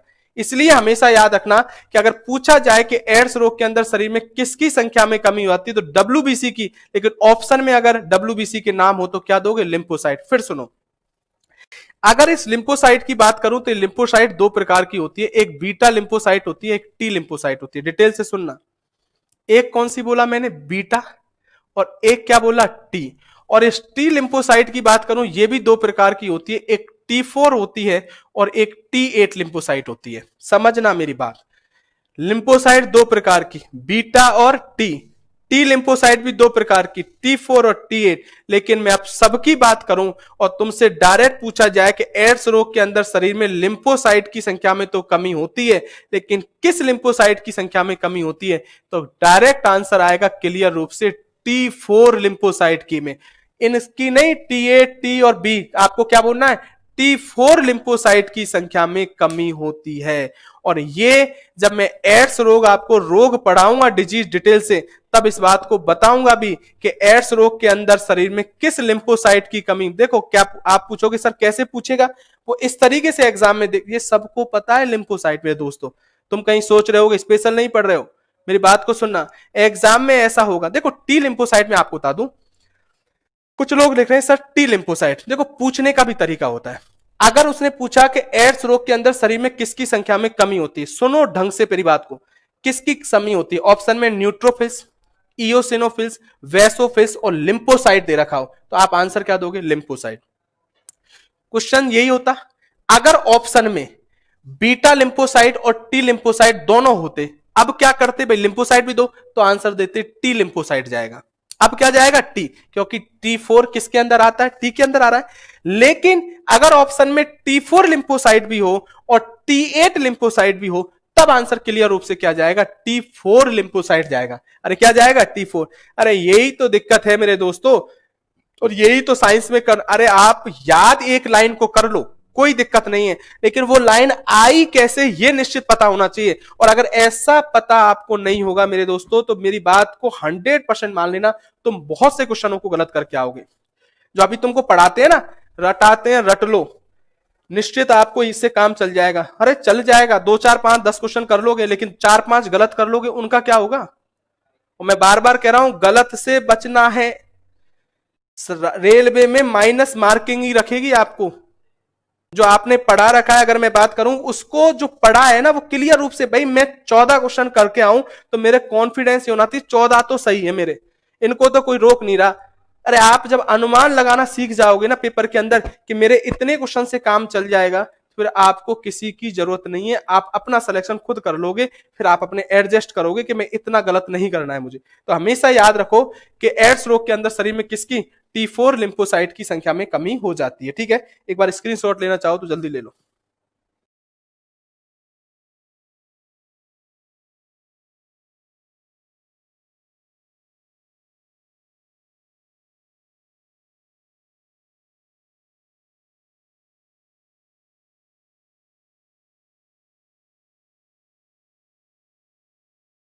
ठीक है, अब मेरी बात को और सुनो। अगली अगर मैं बात करूं डब्ल्यूबीसी के बाद अगला आता है, एक लोगों के, बहुत लोगों की बहुत सी टेंशन हो रही है, मैं थोड़ा सा इसके बारे में बात करूं। ठीक है, ये तो मैंने आपको डब्ल्यूबीसी कंफर्म रूप से बता दिया है। और तीसरी रुधिर कणिका आती है, मैं आपको वो भी बता दूं, प्लेटलेट्स।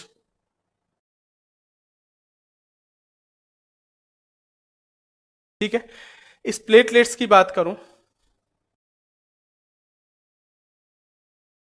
ठीक है, अब मेरी बात सुनो, इसको पढ़ाने से पहले, तीसरी रुधिर कणिकाओं से पढ़ाने से पहले मैं एक बात बता दूं। कुछ लोगों को ये टेंशन हो रही है कि सर सिलेबस तो हो जाएगा, कोर्स हो जाएगा, बहुत से लोग कल भी मैसेज कर रहे थे कोर्स हो जाएगा। अरे इसकी आप टेंशन बिल्कुल मत करो। ठीक है, आपका पढ़ने का काम है। अगर एग्जाम की डेट आ गई तो ये 2 घंटे नहीं, हम 4 घंटे भी क्लास कर देंगे आपकी। ये हमारा काम है।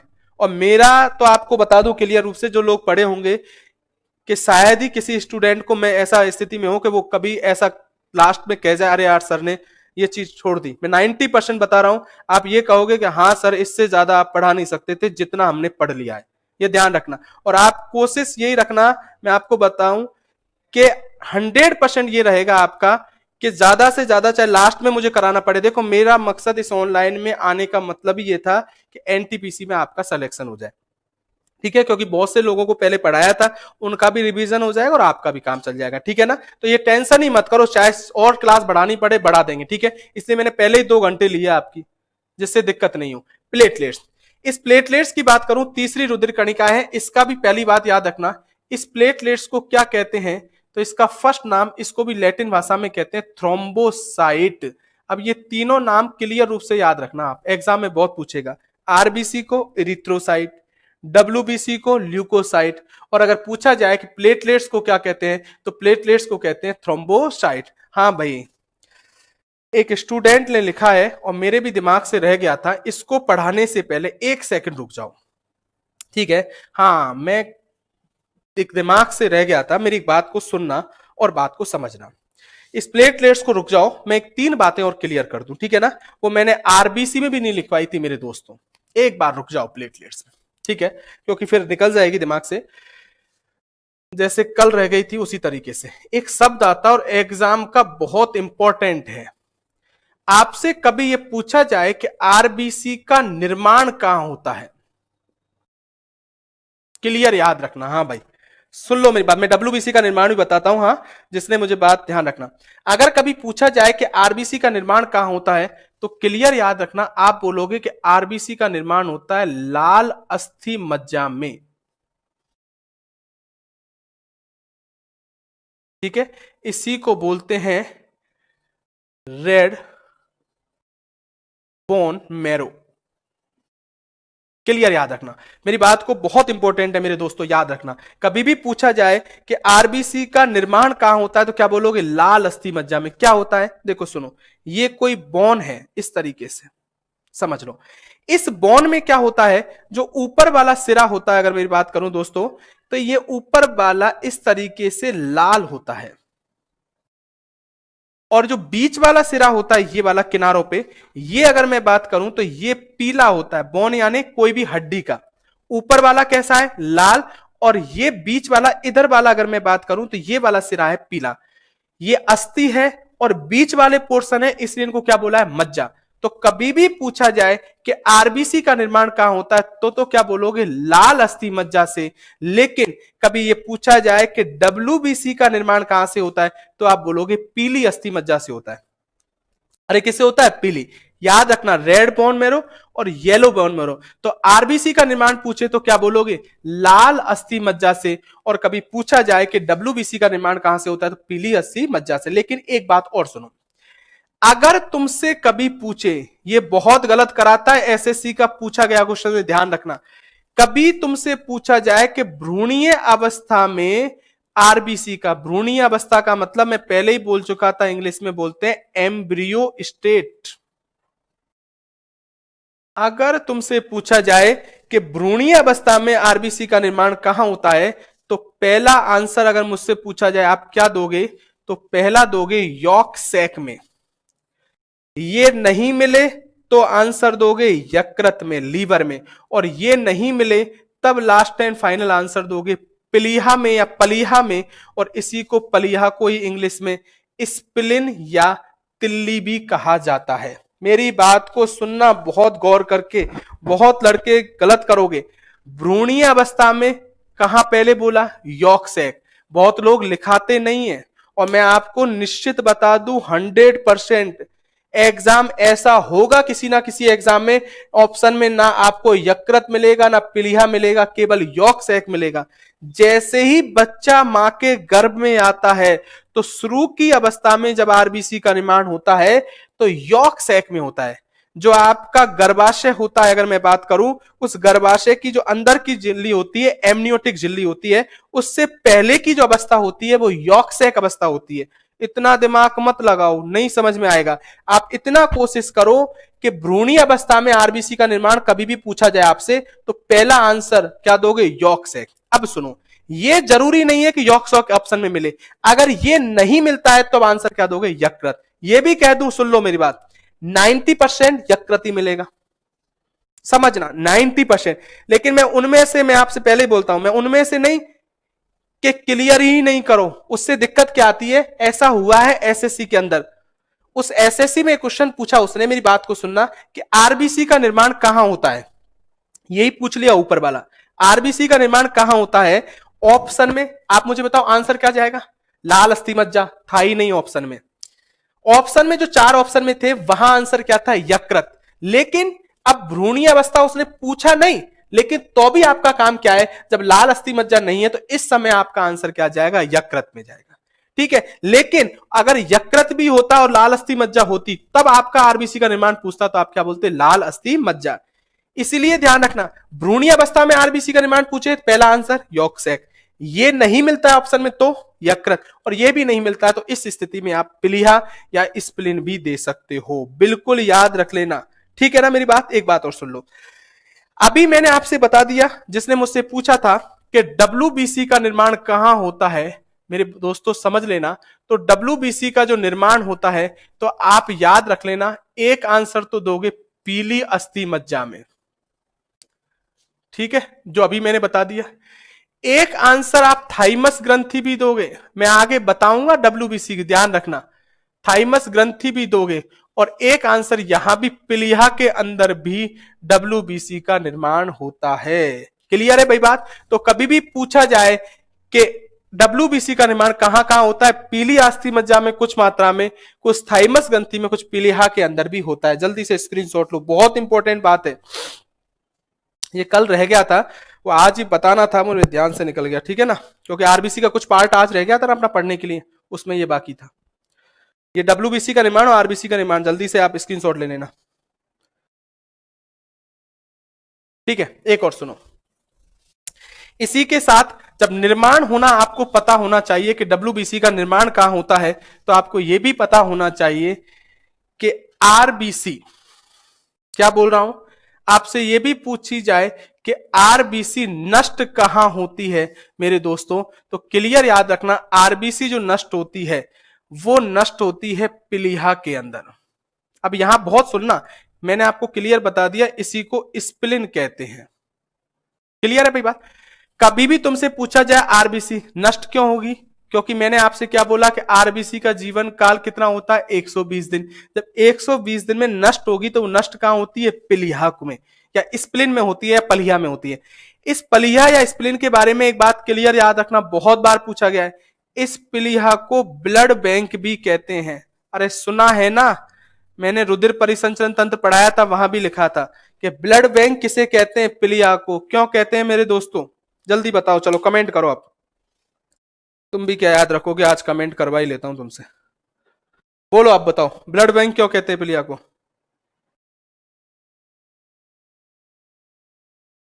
जल्दी बोलो, कमेंट करो आप।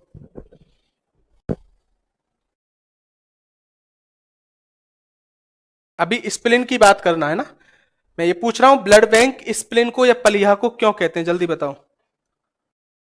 कब्रिस्तान छोड़ो, आरबीसी का सर्वाधिक निर्माण तरुण कुमार ने लिखा है भाई।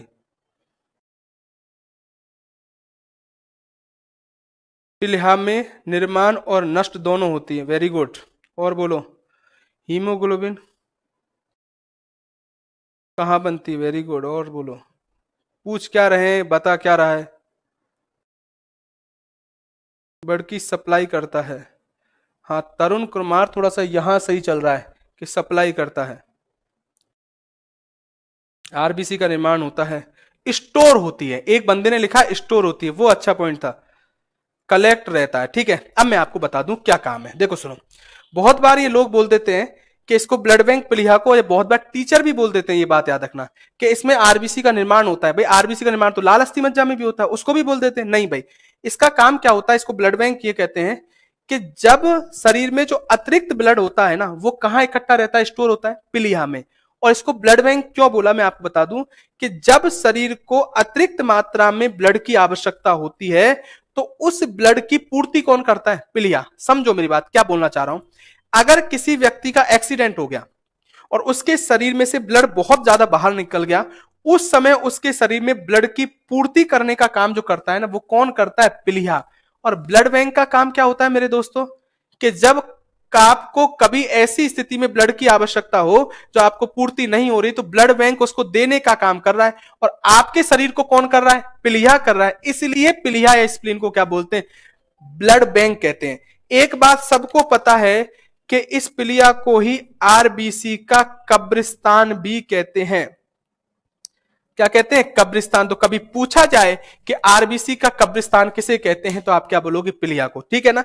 अब सुनो मेरी बात, ये तीनों बात सबको पता है मेरे हिसाब से 99%। नहीं पता है तो इसका मतलब आपको पढ़ाई में बहुत कुछ दिक्कत है, आपको मेहनत करनी पड़ेगी। अब मैं नई बात बोलता हूं।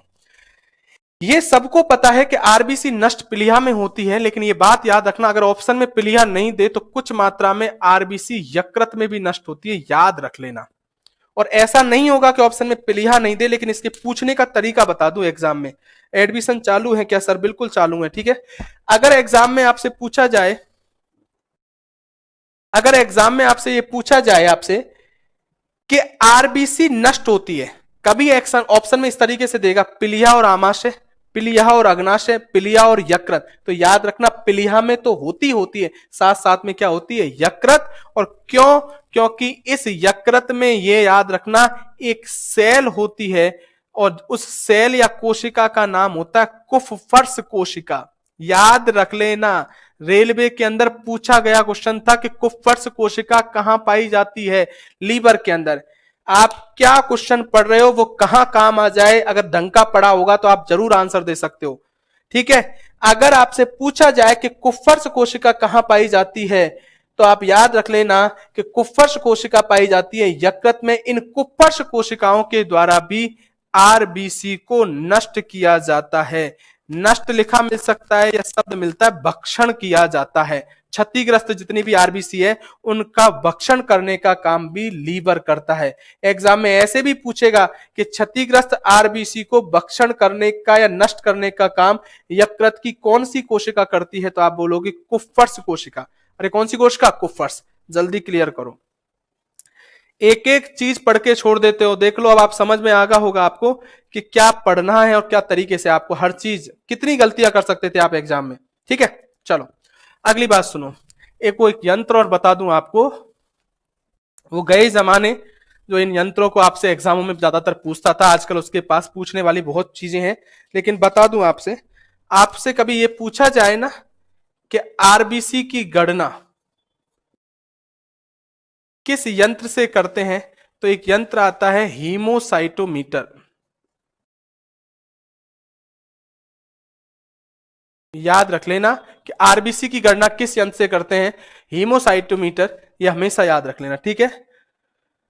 आरबीसी की गणना। ठीक है ना। तो ये बात याद रख लो। ठीक है। अब मेरी बात को सुनो। तो ये कुछ बातें थी जो मैंने आज आरबीसी आपको पढ़ा रहा था, लास्ट में ये 2-3 बातें रह गई थी जो मैंने क्लियर कर दी। अब मेरी बात को सुनो। मेनली मैं आपसे बात कर रहा था, वो कर रहा था तीसरी रुधिर कणिका थी, और उसका नाम क्या होता है, तो क्लियर याद रखना, उसका नाम होता है प्लेटलेट्स।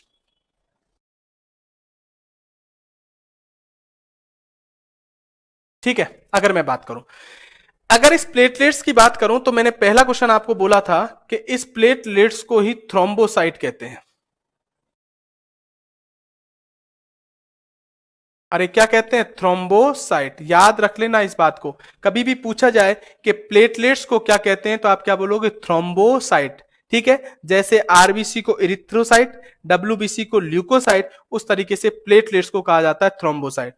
अगर एग्जाम में यह भी पूछा जाए आपसे प्लेटलेट्स के बारे में, कि प्लेटलेट्स के बारे में भी एक बात याद रखना कि प्लेटलेट्स में भी केंद्रक नहीं पाया जाता है। न्यूक्लियस प्लेटलेट्स में नहीं पाया जाता, आरबीसी में नहीं था, नॉर्मली सामान्यतः इसमें प्लेटलेट्स में नहीं है, लेकिन डब्ल्यूबीसी में केंद्रक पाया जाता है।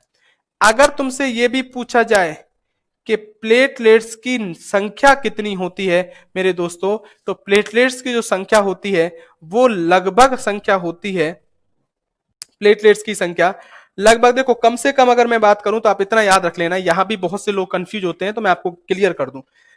ये संख्या होती है 1.5 से 4.5 लाख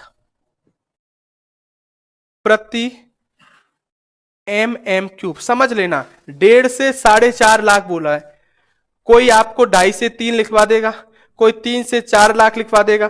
मैंने 1.5 से कम लगभग इतनी होनी ही चाहिए, ठीक है। और लगभग अधिक सामान्य व्यक्ति की बात कर रहा हूं, और लगभग कितनी होनी चाहिए, अधिकतम 4.5 लाख तक हो सकती है। वैसे मैं क्लियर कर दूं, एक सामान्य व्यक्ति में प्लेटलेट्स की संख्या नॉर्मली 2.5 से 3 लाख ही होती है। कभी आप कोई रिपोर्ट देखोगे ना, उसमें सामान्यतः 2.5 से 3 लाख होती है, लेकिन लिखने की दृष्टि से बात करूं तो लगभग आप बोलोगे संख्या 1.5 से 4.5 लाख। अगर लाइफ साइकिल पूछे आपसे प्लेटलेट्स का जीवन काल कितना होता है, तो मेरे दोस्तों लगभग होता है 8 से 10 दिन होता है। 8 से कितना होता है, 10। मैंने फिर बोला, क्या कहते हैं, थ्रोम्बोसाइट प्लेटलेट्स को। केंद्रक नहीं पाया जाता, संख्या 1.5 से 4.5 लाख, और जीवन काल 8 से कितना होता है, 10 दिन। एक बात क्लियर याद रख लो, तुमसे कभी भी पूछा जाए कि प्लेटलेट्स का वर्क या कार्य क्या होता है, तो एक बात याद रख लेना, प्लेटलेट्स रक्त का थक्का बनाने में, थक्का को बोलते हैं क्लॉटिंग होना। अरे क्या होना, क्लॉटिंग। तो प्लेटलेट्स का कार्य होता है रक्त का थक्का बनाने में सहायक होती है, थक्का बनाने में सहायक होती है, हेल्प करती है, ठीक है। याद रखना, अब देखो थक्का समझ लो, विटामिन के भी रक्त का थक्का बनाने में सहायक था, कैल्शियम भी रक्त का थक्का बनाने में सहायक था, प्रोथ्रोम्बिन और फाइब्रिनोजन भी रक्त का थक्का बनाने में सहायक था, और प्लेटलेट्स भी रक्त का थक्का बनाने में सहायक है। लेकिन अंतर है भाई, प्लेटलेट्स रुधिर कणिका है, कैल्शियम एक तत्व था, प्रोथ्रोम्बिन और फाइब्रिनोजन क्या थी, प्रोटीन थी। तो आपसे पूछा जाए कि रक्त का थक्का बनाने में कौन सहायक होती है, तो याद रखना प्लेटलेट्स भी रक्त का थक्का बनाने में क्या होती है, सहायक। ठीक है, ये बात सबको पता है, लेकिन एक बात बताता हूं इस प्लेटलेट्स के बारे में। याद रखना, आपने एक सुना था डेंगू, और डेंगू के अंदर आपने ये भी सुना था कि जो प्लेटलेट्स थी, प्लेटलेट्स की संख्या में अरे कमी हो रही थी क्या, बिल्कुल हो रही थी। और आजकल तो जब से डेंगू हो रहा है ना, तब से ही तो प्लेटलेट्स का नाम लोगों ने नॉर्मली सुनना चालू किया था, और आजकल तो हर किसी में ही प्लेटलेट्स की संख्या कमी हो जाती है।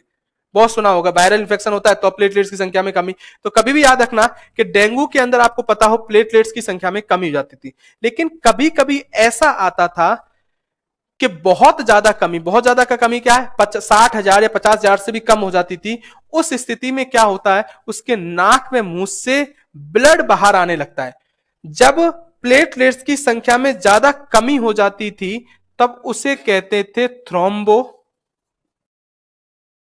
साइटोपीनिया कहते हैं, ठीक है। बहुत याद रखना, पीनिया पहले भी आया था, ल्यूकोसाइटोपीनिया, मैंने कहा कमी को दर्शाएगा। डब्ल्यूबीसी की संख्या में कमी थी, ल्यूकोसाइटोपीनिया, लेकिन प्लेटलेट्स की संख्या में ज्यादा कमी हो जाती है तो उसे क्या कहते हैं, थ्रोम्बोसाइटोपीनिया कहते हैं। और ये तब होता है जब व्यक्ति के नाक में मुंह से ब्लड बाहर आने लगता है। उस स्थिति में जो डेंगू होता है ना, इस डेंगू को डीएचएफ कहते हैं।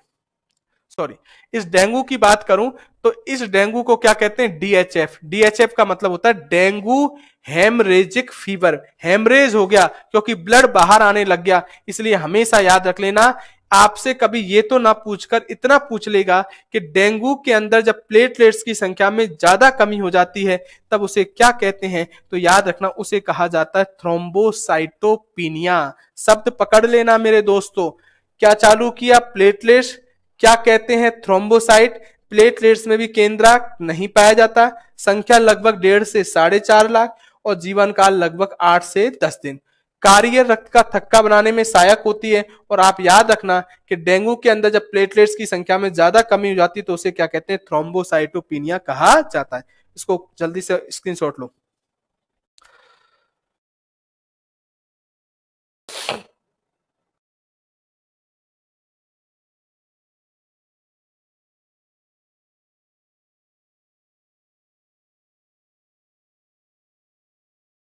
हाँ ऐसा हो सकता है, कोई कह रहा है सर मेरे 17,000, बिल्कुल हो सकती है कम भाई, लेकिन उस समय व्यक्ति को प्लेटलेट्स चढ़ाई जाती है, और ऐसी स्थिति में रिस्क तो रहती है मेरे दोस्तों, लेकिन ऐसा कोई वो नहीं है कि स्थिति में ज्यादा, फिर उसको आईसीयू में रखा जाता है ऐसी स्थिति में। ठीक है, अब मेरी बात को फिर सुनना मेरे दोस्तों। एक शब्द और बताता हूं, ये जो अब तक मैंने आपको बताई है ये बहुत जगह आपने पढ़ भी रखा होगा या बुकों में भी लिखा मिल जाएगा, लेकिन एक शब्द और बताता हूं जो एग्जाम में आ सकता है और आपके लिए इंपॉर्टेंट है, ध्यान रखना। अगर मैं बात करूं आपसे एग्जाम की, तो एक बात को समझना, मैंने आपको जो जंतुओं का वर्गीकरण किया था कशेरुकी प्राणियों का, तो एक वर्ग लिखा था जिसका नाम था मैमल्स वर्ग। ठीक है, मैं यहां लिख दूं, बहुत से लोगों को इसका हिंदी नाम ही याद रहता है, स्तनधारी वर्ग। ठीक है, इसमें कौन आता है? मनुष्य। इस मैमल्स वर्ग या स्तनधारी वर्ग के बारे में एक बात क्लियर रूप से याद रख लेना कि मैमल्स या स्तनधारी वर्ग के जंतुओं के अंदर ही केवल प्लेटलेट्स पाई जाती है।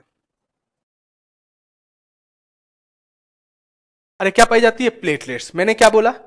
प्लेटलेट्स जो पाई जाती है केवल मैमल्स और स्तनधारी। मैंने क्लियर कह दिया, इस मैमल्स में ही मनुष्य आता है, मनुष्य नहीं, शेर, चीता, कुत्ता, बिल्ली, ये सब आते हैं। इस मैमल्स वर्ग के जंतुओं में ही केवल प्लेटलेट्स पाई जाती है, लेकिन अन्य वर्गों में आप पूछोगे, जैसे पिसीज था, एम्फीबिया वर्ग था, तो अन्य वर्गों में इस प्लेटलेट्स के स्थान पर एक कोशिका पाई जाती है, और इस कोशिका को बोलते हैं स्पिंडल कोशिका।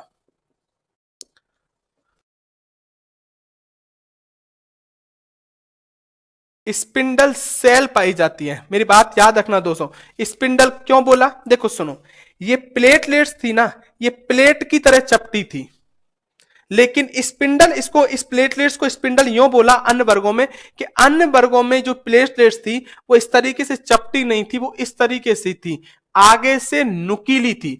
और जो नुकीला शब्द होता है इसको हिंदी में बोलते हैं तरकु रूपी, साइंस की भाषा में तरकु रूपी बोलते हैं, और इसी को इंग्लिश में बोलते हैं स्पिंडल। मैंने तरकु रूपी इसलिए नहीं लिखवाया, कभी एग्जाम में तरकु रूपी आएगा ही नहीं, स्पिंडल ही आएगा।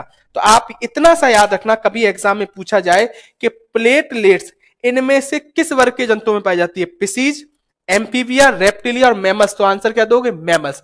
या दूसरा ऐसा पूछ सकता है आपसे कि प्लेटलेट्स के स्थान पर अन्य वर्गों के जंतुओं में कौन सी कोशिका पाई जाती है, तो क्या बोलोगे? स्पिंडल सेल या स्पंडिल कोशिका पाई जाती है। इसको भी जल्दी से करो,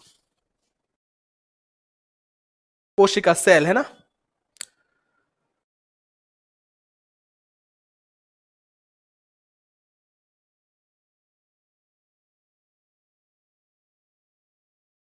हाँ भाई, ठीक है। एक लड़का एक कमेंट लिख रहा है, मेरी बात को सुनना, इसी बात को थोड़ा सा समझने की कोशिश करना। उसने लिखा है कि सर प्लेटलेट्स की संख्या पूछे और ऑप्शन में 1.5 से 4.5 भी आ जाए और 2.5 से 3 भी आ जाए। अब मेरी बात को सुनो, मैं हमेशा एक बात कहता हूं कि आप थोड़ी समझने की कोशिश ज्यादा करो, ठीक है? और ऐसा बिल्कुल मत करो साइंस में, ऐसा हो जाए तो, ऐसा हो जाए तो, ऐसा नहीं भाई, उसको एग्जाम में क्वेश्चन करना। मैंने आपको समझाया क्या? ये समझाने के लिए, मतलब आपको समझने को गलती का वो मत बनाओ। आपसे जब एग्जाम में पूछेगा तो वो इनमें से एक पूछेगा, ऐसा नहीं करे वो उसको आंसर लेना। जब मैं 1.5 से 4.5 लाख बोल रहा हूं तो इनके बीच में कुछ भी आए वो आंसर है, ऐसा नहीं करेगा कि ये भी दे दे और ये भी दे दे, ऐसा थोड़ी करेगा उसको आंसर। कोई मजाक नहीं, थोड़ी एग्जाम है भाई। जैसे सुनो, मैंने क्यों 1.5 से 4.5 लिखा, एग्जाम सुनो, एग्जाम में कहता प्लेटलेट्स की संख्या होती है 7 से 8 लाख, 8 से 10 लाख, ठीक है, और उसने कहा 12 से 13 लाख, और एक दे दिया 3 से 4 लाख। अब आंसर क्या दोगे? 3 से 4। ये तो मैंने लिखवाया ही नहीं था आपको कहीं भी, लेकिन मैंने बोल दिया ना कि 1.5 से किसके बीच में? 4.5 के लिए। ये तो मैंने कहा एक नॉर्मल व्यक्ति के अंदर लगभग इतनी होती है, मतलब 1.5 भी होगी तो कोई दिक्कत नहीं है, लेकिन सही ढंग से तो लगभग 2.5 से 3 आपको मिलेगी। ये 4.5 भी बहुत कम मिलेगी, लेकिन संख्या तो बोलेंगे इतनी होती है। तो ये ऑप्शन के लिए बताएं, इसको कंफ्यूज बिल्कुल भी नहीं होना है, ठीक है मेरी बात? अगली बात सुनो, तो ये मैंने आपको आज की क्लास में डिटेल से पूरी तरीके से एक टॉपिक के बारे में बताया है, और जिसका नाम क्या है? ब्लड। जिसमें मैंने आपको प्लाज्मा के बारे में, आरबीसी के बारे में, डब्ल्यूबीसी के बारे में, और आपको मैंने किसके बारे में बता दिया है? प्लेटलेट्स के बारे में। अब मेरी बात को सुनो, ये टॉपिक कंप्लीट नहीं हुआ है। अभी आपने इतना पढ़ा है ब्लड के बारे में, कि ब्लड के बारे में आपने इतना सा पढ़ा है अभी अगर मैं बात करूं आपकी क्लास में, कि ब्लड किन किन चीजों से मिलकर बना होता है। मैंने जब पहले दिन ही कल क्लास की थी तो मैंने कहा था कि इस क्लास टॉपिक में से 1 से 2 क्वेश्चन आते हैं। उसका रीजन भी यही है कि टॉपिक यहां खत्म नहीं होता, इस टॉपिक का एक पार्ट और आता है। वो सबसे इंपॉर्टेंट आते हैं 2 चीजें, एक ब्लड ग्रुप और एक आरएस फैक्टर। और हाल ही के एग्जामों में ब्लड ग्रुप में से बहुत क्वेश्चन पूछे गए हैं। तो अगला जो एक टॉपिक आता है इसी टॉपिक के अंदर, उसका नाम है ब्लड ग्रुप, या इसी को बोलते हैं रक्त समूह। क्लियर, याद रखना मेरे दोस्तों, ठीक है मेरे भाई, बात को सुनना। इसीलिए 2 क्वेश्चन आते हैं कि एक अभी तक पढ़ा था उस पार्ट में से आता है और एक क्वेश्चन इस पार्ट में से आ जाता है जिसमें ब्लड ग्रुप आर एस्पेक्ट आते हैं। बहुत इंपॉर्टेंट है और हमेशा इसके बारे में पता होना चाहिए। ठीक है, अब मेरी बात को सुनो। उसको भी थ्रोम्बोसाइटोसिस इंक्रीज, अगर मैं बात करूं इंक्रीज हो तो थ्रोम्बोसाइटोसिस बोलते हैं, ठीक है ना, ये बात याद रखना। लेकिन पीनिया का इंपॉर्टेंट ज्यादा होता है क्योंकि ज्यादातर बढ़ना बहुत कम चांसेस है कि जहां बढ़े, ज्यादातर प्लेटलेट्स की संख्या में क्या होगी, कमी होगी, इसलिए उसको नहीं लिखवाया था। अगर ब्लड ग्रुप या रक्त समूह की बात करूं तो इसके बारे में याद रखना। सुनो, पहला पॉइंट बहुत डिटेल से सुनना कि ब्लड ग्रुप की खोज या खोजकर्ता इन्वेस्टिगेटर कौन से वैज्ञानिक है, तो याद रखना इसकी खोज जिस वैज्ञानिक ने की, मैं आपको पूरा नाम ही लिख दूं, उसका नाम था कार्ल लैंड स्टीनर। ठीक है, आप शॉर्ट में स्टीनर भी, लैंड स्टीनर भी लिख सकते हो। तो कभी पूछा जाए कि ब्लड ग्रुप की खोज किसने की, कार्ल लैंड स्टीनर ने की। और कब की, तो लगभग 1900 में की थी। कहीं कहीं 1901 भी लिखा मिल सकता है, लेकिन लगभग आप बोलोगे कार्ल लैंड स्टीनर ने कब की, 1900 में। लेकिन सुनो, इस ब्लड ग्रुप के बारे में आपको क्लियर याद रखूं, डायरेक्ट कभी पूछा जाए तो आप यही बोलोगे। लेकिन आप सबको पता है 4 ब्लड ग्रुप थे, एक ए था, एक बी था, एक ए बी ब्लड ग्रुप है और ओ है, ये बात सबको पता है। लेकिन एक्चुअल में इन चारों ब्लड ग्रुप एक साथ नहीं आए थे। सबसे पहले ये 3 ब्लड ग्रुप आए थे, एक आया था ए, एक बी और एक ओ। इन तीनों की सबसे पहले खोज हुई थी, समूह की, और इन तीनों की खोज किसने की थी, कार्ल लैंड स्टीनर ने। इसलिए खोजकर्ता इसको लिख लिया जाता है। लेकिन इनके बाद लगभग 1902 के समथिंग या 1903 के something A B blood group की खोज हुई। बहुत जगह आपको लिखाते नहीं है, इसलिए क्लियर कर दूं, ए बी ब्लड ग्रुप की खोज हुई। और कभी यह पूछा जाए कि ए बी ब्लड ग्रुप की खोज किसने की, तो एक वैज्ञानिक था जिसका नाम था डिकॉस्टले, और इसके साथ एक वैज्ञानिक और था जिसका नाम था स्टुरली। इन 2 वैज्ञानिकों ने मिलकर, अगर मैं बात करूं, जिसने ए बी ब्लड ग्रुप की खोज की, किसका नाम था, एक डिकॉस्टले था और एक क्या नाम था, स्टुरली। तो हमेशा याद रखना, अगर तुमसे डायरेक्ट पूछे कि ब्लड ग्रुप की खोज किसने की, तो आप क्या बोलोगे, कार्ल लैंड स्टीनर ने की या कार्ल लैंड स्टीनर ने की। लेकिन ऐसा हो जाए कभी कि ए बी ब्लड ग्रुप की खोज किसने की, तो आप बोलोगे डिकॉस्टले और स्टुरली नामक वैज्ञानिक ने की। अगली बात सुनो, अगर इस ब्लड ग्रुप की बात करूं या ब्लड की बात करूं, तो इसके अंदर 2 चीजें होती हैं। पहले एक काम करो, जल्दी से स्क्रीनशॉट लो इसका, ठीक है।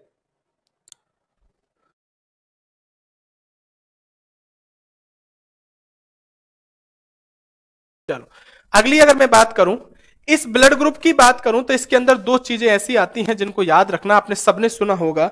एक आता है, उसकी अगर मैं बात करूं तो एक होता है जिसको बोलते हैं एंटीजन, ठीक है। इसी को हिंदी में भी लिख दूं, इसको बोलते हैं प्रतिजन, ठीक है मेरे दोस्तों।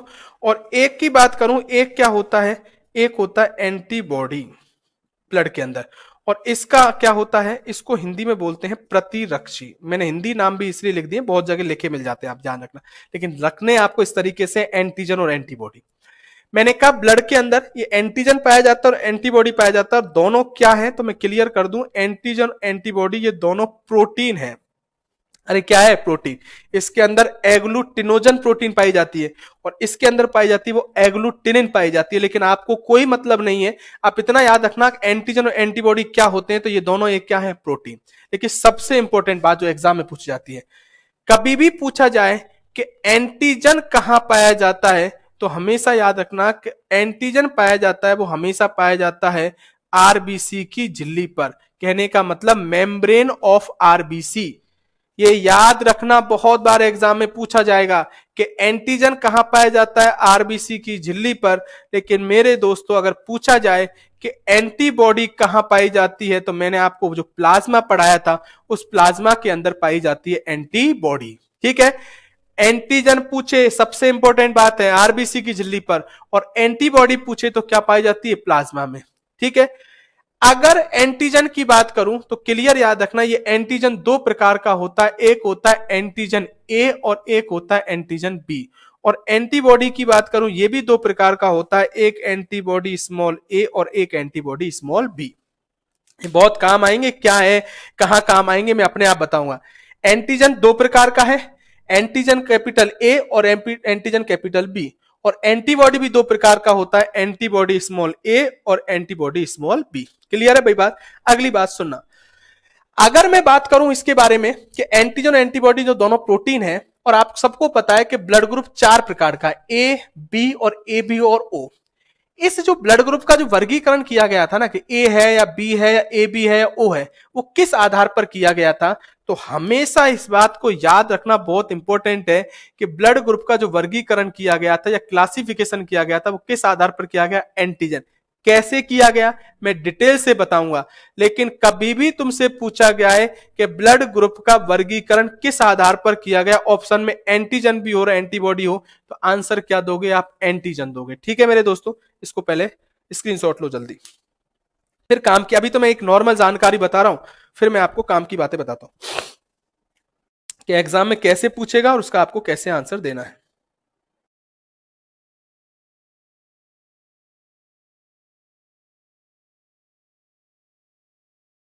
ठीक है मेरे दोस्तों, अब मेरी बात को सुनो, मैं एक बार फिर रिपीट कर दूं। ब्लड ग्रुप की खोज Karl Landsteiner, A B blood group की खोज डिकॉस्टले और स्टूर्नी ने, एक एंटीजन और एक क्या है, एंटीबॉडी। एंटीजन आरबीसी की झिल्ली पर पाया जाता है, एंटीबॉडी पूछे तो प्लाज्मा में। ये दो दो प्रकार के दिख रहे हैं आपको। और एंटीजन और एंटीबॉडी मैंने कहा दोनों प्रोटीन है, और ब्लड ग्रुप का वर्गीकरण किस आधार पर किया गया है, तो आप बोलोगे एंटीजन के आधार पर किया गया है। अब एग्जाम की बात आ जाओ, ये नॉर्मल जानकारी है जो बहुत बार एग्जाम में पूछी गई है और आपसे पूछता है, लेकिन काम की बात जो इस ब्लड वाले टॉपिक में से एग्जाम में पूछता है वो सुनना। देखो सुनो, मैंने आपको एक बात बोली कि ये तो हो गया ब्लड ग्रुप, ये हमेशा के लिए याद रख लो, रटने की जरूरत नहीं है, हमेशा के लिए कॉन्सेप्ट को क्लियर कर लेना।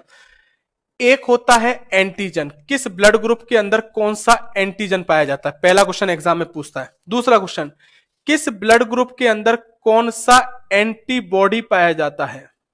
ठीक है, तीसरा क्वेश्चन, व्यक्ति किस ब्लड ग्रुप वाले व्यक्ति से ब्लड ले सकता है, बहुत पूछेगा। और चौथा क्वेश्चन, व्यक्ति किस ब्लड ग्रुप वाले व्यक्ति को ब्लड दे सकता है। समझ में आ रही है बात। चार बातें हैं, मैंने चारों लिख दी हैं आपको, क्लियर सुनो। किस व्यक्ति के अंदर जो ब्लड ग्रुप है, जैसे चार ब्लड ग्रुप होते हैं, एक ए सबको पता है, एक बी सबको पता है, एक ए बी सबको पता है, और एक ओ। देखो मेरे दोस्तों, बिल्कुल भी मोबाइल के प्रति आप कमेंट लिखने पर बिल्कुल ध्यान मत दो। अब आप, बहुत अच्छा पॉइंट है, एग्जाम में बहुत बार पूछेगा आपसे, ध्यान रख लेना। चार तरह के क्वेश्चन पूछता है, मैं एक बार में ही, इसको रटने की जरूरत नहीं, केवल समझने का। एक बार समझ में आ गया तो आप एग्जाम में इसको बिना देखे भी कर सकते हो, ध्यान रखना। और रटोगे तो गलती हो जाती है जल्दीबाजी में, ध्यान रखना। चार ब्लड ग्रुप है, ए बी और ओ। एग्जाम में क्या तरीके से क्वेश्चन पूछेगा, किस ब्लड ग्रुप में कौन सा एंटीजन पूछ लेगा, किस ब्लड ग्रुप में कौन सा एंटीबॉडी पूछ लेगा, किस ब्लड ग्रुप का व्यक्ति किससे ब्लड ले सकता है या किसको ब्लड दे सकता है। अब मेरी बात सुनो, अभी मैंने आपको एक बात बोली थी कि एंटीजन दो प्रकार का है, कैपिटल ए और कैपिटल बी। और मैंने यह भी कहा था कि ब्लड ग्रुप का वर्गीकरण किस आधार पर किया गया है, एंटीजन के आधार पर। देखो दिमाग में ही बैठा लो तुम तो कि व्यक्ति के अंदर जो ब्लड ग्रुप होगा उसमें वही एंटीजन होगा, वही क्या होगा, एंटीजन। अब एंटीजन दो ही प्रकार का है, आप देखो मैं यहां लिख दूं, एक कैपिटल ए है और एक कैपिटल क्या है, बी। अब सुनो, ब्लड ग्रुप ए के अंदर एंटीजन पूछे तो यहां भी क्या होगा, ए, ये भी ए और ये भी ए। ब्लड ग्रुप बी के अंदर एंटीजन पूछे तो ये कौन सा होगा, बी। अरे जो दिख रहा है वही लिख रहे हो भाई मेरे दोस्तों। ए बी के अंदर पूछे, ए बी के अंदर कौन सा एंटीजन है। अब मेरे दोस्तों सुनना, एंटीजन मैंने दो ही प्रकार का बताया, ए और बी। ठीक है, तो ब्लड ग्रुप ए बी के अंदर बोलोगे आप कि एंटीजन ए बी पाया जाता है और एंटीजन बी भी पाया जाता है। ए बी नहीं बोलोगे क्योंकि एंटीजन दो ही प्रकार का है, ए और बी। तो अगर पूछा जाए कि ब्लड ग्रुप ए बी के अंदर कौन कौन सा एंटीजन पाया जाता है, तो आप बोलोगे ए भी पाया जाता है और बी भी पाया जाता है। अब सुन लो चौथा ओ। ओ में आपको कुछ दिख, यहां तो ए और बी दिख रहे थे, यहां कुछ दिख रहा है क्या? नहीं। तो इसका मतलब इसके अंदर कोई भी एंटीजन पाया नहीं जाता। देख लो मेरी बात को, पहले सब एक बार देख लो। ए के अंदर ए जो था वही एंटीजन है, बी के अंदर वही बी, ए बी के अंदर ए भी मौजूद था, बी भी, तो ए और बी दोनों पाए जाते हैं ये कहोगे। और ओ के अंदर नहीं दिख रहा तो इसके अंदर कोई भी एंटीजन पाया नहीं जाता। अब मेरी बात को सुनो, अगला क्या आता है? एंटीबॉडी। ये बात हमेशा ध्यान रख लेना इस बात को कि एग्जाम में हमेशा याद रखो कि एंटीबॉडी हमेशा एंटीजन के विपरीत होती है, ये बात दिमाग में रखना। और एंटीबॉडी मैंने आपको हमेशा कहा दो ही होती है, एक स्मॉल ए एंटीबॉडी और एक स्मॉल बी। और मैंने कहा एंटीबॉडी हमेशा एंटीजन के विपरीत होती है। इसका रीजन भी ये है मेरे दोस्तों कि एंटीजन और एंटीबॉडी कभी भी समान नहीं हो सकती, क्योंकि अगर दोनों समान होंगी तो ब्लड की क्लॉटिंग हो जाएगी, रक्त का थक्का बन जाएगा। इसलिए हमेशा एंटीजन और एंटीबॉडी एक दूसरे के विपरीत होती है, ये याद रखना। मतलब ए नहीं हो सकता और बी नहीं हो सकता। जैसे सुनो, अगर ब्लड ग्रुप ए है तो एंटीजन क्या है? ए, तो एंटीबॉडी स्मॉल बी। ए नहीं हो सकता मेरे दोस्तों, ए का उल्टा बी होगा यहां, क्योंकि दो ही प्रकार की है, या तो ए होगी या बी होगी। अब सुनो, ब्लड ग्रुप बी के अंदर अगर एंटीजन बी है तो एंटीबॉडी ए होगी। अरे बिना देखे भी बोल सकते हो मेरी बात। ए बी के अंदर सुनो, एंटीजन ए बी है, एंटीजन बी भी है, तो बताओ एंटीबॉडी क्या होगी? तो एंटीबॉडी इसके अंदर पाई नहीं जाती। आप पूछे सर उल्टा कर देते, कर देता मैं उल्टा।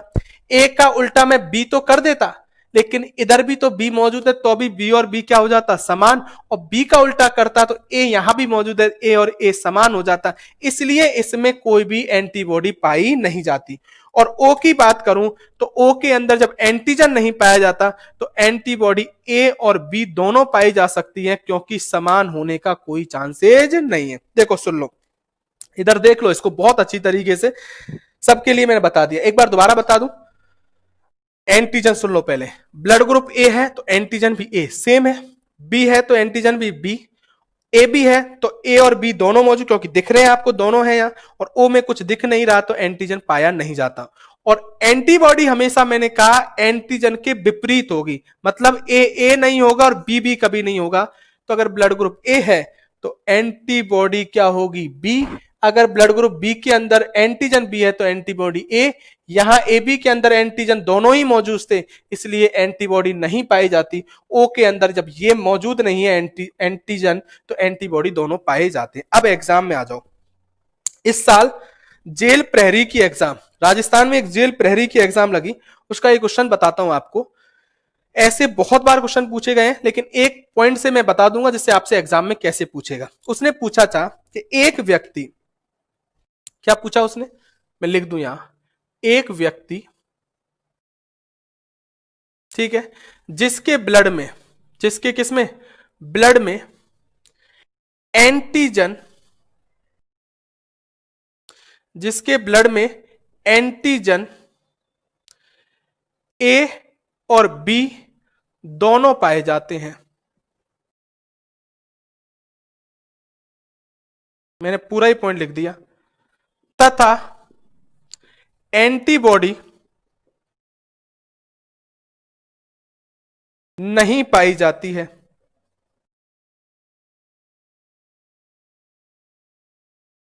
नहीं पाई जाती है, तो बताओ उस व्यक्ति में ब्लड ग्रुप कौन सा होगा? उस व्यक्ति का ब्लड ग्रुप कौन सा होगा? मेरी बात को ये मत देखो, इसको देख के आप एक बार में आंसर दे दोगे, लेकिन थोड़ा समझने की कोशिश करो। उसने पूछा एक व्यक्ति जिसके ब्लड में एंटीजन तो ए और बी दोनों पाए जाते हैं और एंटीबॉडी नहीं पाई जाती। आपको तो ये चार्ट भी याद नहीं है, तुम तो पॉइंट देखो, ए और बी दोनों पाए, मतलब ए भी पाया जा रहा है, बी भी पाया जा रहा है एंटीजन, तो आप तो इसी को देख के समझ गए कि ब्लड ग्रुप कौन सा होगा।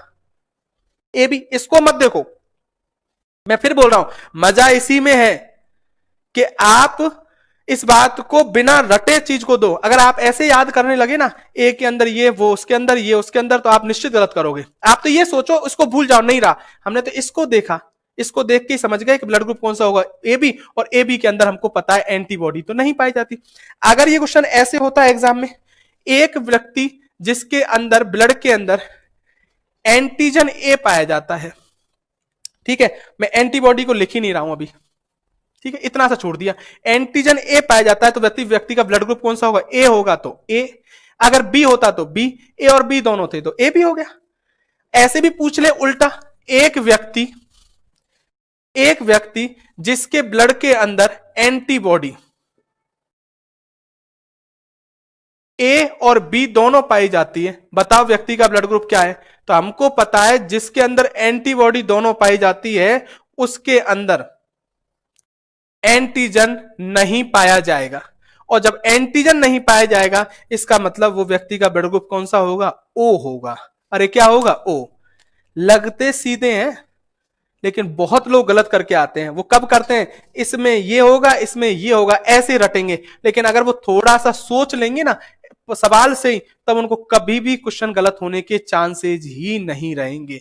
ठीक है, एक मैं आपसे अगर मैं बात करूं तो ये आपको क्लियर रूप से पता होना चाहिए। ऐसे ये पूछ लेता, एक व्यक्ति जिसके ब्लड के अंदर एंटीजन ए और बी दोनों पाए जाते हैं, बताओ उस व्यक्ति का ब्लड ग्रुप कौन सा होगा, तो ए बी होगा। ठीक है, अब मेरी बात को सुनो। अब आती है किससे ब्लड ले सकता है और किसको ब्लड दे सकता है, ये भी बहुत पूछता है। इसको बताने से पहले मैं आपको एक बात बता दूं, क्या तुम सबको पता है कि ओ ब्लड ग्रुप वाला व्यक्ति होता है उसको सर्वदाता ब्लड ग्रुप कहते हैं, यूनिवर्सल डोनर, और ए बी ब्लड ग्रुप का व्यक्ति होता है उसको हम सर्वग्राही बोलते हैं, यूनिवर्सल रिसेप्टर बोलते हैं। अरे पता है क्या, अब ये जितना बोला ना उतना ही करना, ये पॉजिटिव नेगेटिव मत लाना। वो कैसे आते हैं, किस तरीके से पूछे जाते हैं, मैं अपने आप बताऊंगा। अभी आपको तो मैं इतना बोल रहा हूं, ऑप्शन में मैंने पॉजिटिव नेगेटिव दिया ही नहीं है। मैं तो ये कह रहा हूं सर्वदाता पूछे तो आप क्या आंसर दोगे, ओ, और सर्वग्राही पूछे तो ए बी। ये सबको पता है। अब मेरी बात को सुनो, अगर इतना पता है तो आपको कोई दिक्कत नहीं आएगी। एक लाइन मैं आपको बोलता हूं, ये बात हमेशा दिमाग में बैठा लो कि जिस व्यक्ति का जो ब्लड ग्रुप है वो अपने ब्लड ग्रुप वाले व्यक्ति को ब्लड दे भी सकता है और उससे ब्लड ले भी सकता है। मैंने क्या बोला कि जिस व्यक्ति का जो ब्लड ग्रुप है वो व्यक्ति अपने ब्लड ग्रुप वाले व्यक्ति को ब्लड दे भी सकता है और उससे ब्लड ले सकता है। समझ में आ रही बात। अगर मेरा ए है तो मैं ए वाले को दे भी सकता हूं और ए वाले से ले सकता हूं, कोई दिक्कत है क्या, बस इतना सा याद रख लो। और मैंने अभी बोल दिया ओ सर्वदाता है और ए भी सर्वग्राही है। सुनना, पहला आ जाओ, ब्लड ग्रुप कौन सा है, ए। बताओ ए वाला किससे ले सकता है, ए से। अरे सोचोगे थोड़ी या दिमाग लगाओगे क्या, ठीक है। एक ने तो इतने सिंबल बना दिए, सोचने की ज्यादा मत सोचो, इतने एक दो ही बार सोचो बस। सुनो मेरी बात, मैंने कहा अपने ब्लड ग्रुप वाले व्यक्ति से ब्लड ले भी सकता है, दे सकता है। तो ए वाला तो ए से लेगा भी और देगा, तो इसको तो भूल ही जाओ, ये तो कोई दिक्कत ही नहीं है। ए वाला ए से ले सकता है, और मुझे बताओ किससे ले सकता है, ओ से ले सकता है। मेरे दोस्तों, मैंने अभी कहा कि ओ सर्वदाता है, सबको ब्लड देता है। इसका मतलब क्या है कि ओ से सब, अरे वो सबको दे रहा है तो इसका मतलब हम उससे सब ले सकते हैं। इसलिए हमेशा याद रखना, ओ सभी को दे सकता है तो इसका मतलब याद रखना ओ वाले व्यक्ति से सभी ब्लड ले सकते हैं। ठीक है, अब आ जाओ, बी वाला किससे लेगा, सोच के बोलो। बी वाला बताओ, जल्दी बताओ, आप ही बताओ, बी वाला किससे लेगा, कमेंट करो जल्दी। बी वाला, बी ब्लड ग्रुप वाला व्यक्ति किससे ब्लड ले सकता है, जल्दी करो।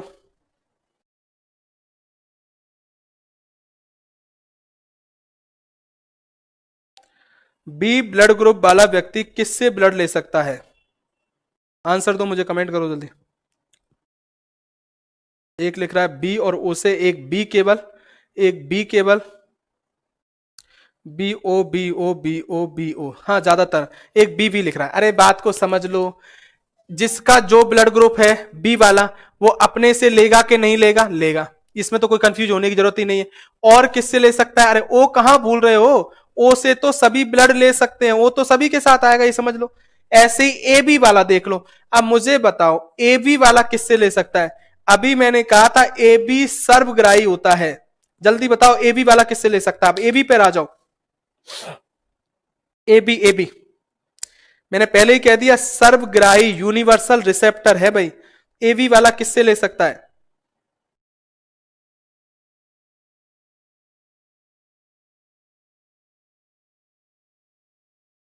ए बी वाला बी ओ, बी ओ, अरे बी ओ तो छोड़ो, इस बी ओ को तो ए बी ब्लड ग्रुप पे आ जाओ।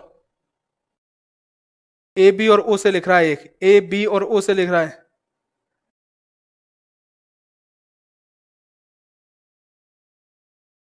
हाँ भाई देखो सुनो, दिमाग लगाने की जरूरत ही नहीं थी। जब ए बी को सर्वग्राही बोला है मतलब सभी से ले सकता है, तो ए से भी ले सकता है, बी से भी ले सकता है, ए बी से भी ले सकता है और ओ से ले सकता है, चारों से ले सकता है मेरे दोस्तों।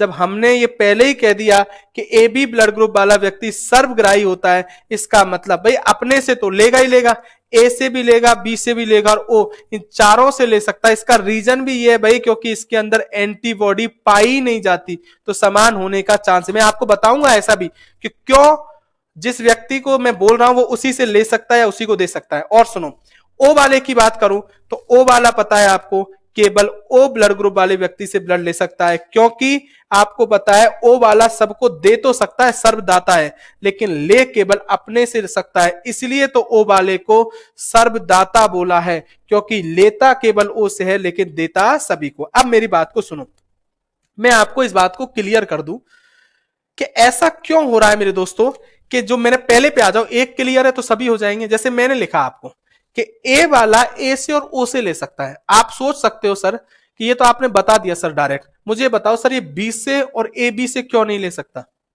सही बात है क्या? अब इधर देखो आप जल्दी से, भाई मैंने आपसे कहा ए और ओ से, आपने कहा नहीं सर ये से तो ले सकता है, हमें तो ये बताओ कि बी से और ए बी से क्यों नहीं ले सकता? इसका रीजन है भाई, मैंने आपसे एक बात बोली थी कि कभी भी एंटीजन और एंटीबॉडी समान नहीं होती, नहीं होनी चाहिए। क्या नहीं होनी चाहिए? समान। हमेशा याद रख लो, हम जिस व्यक्ति से ब्लड लेते हैं उस व्यक्ति का देखते हैं एंटीजन। मैं फिर बोल रहा हूं, हम जिस व्यक्ति से ब्लड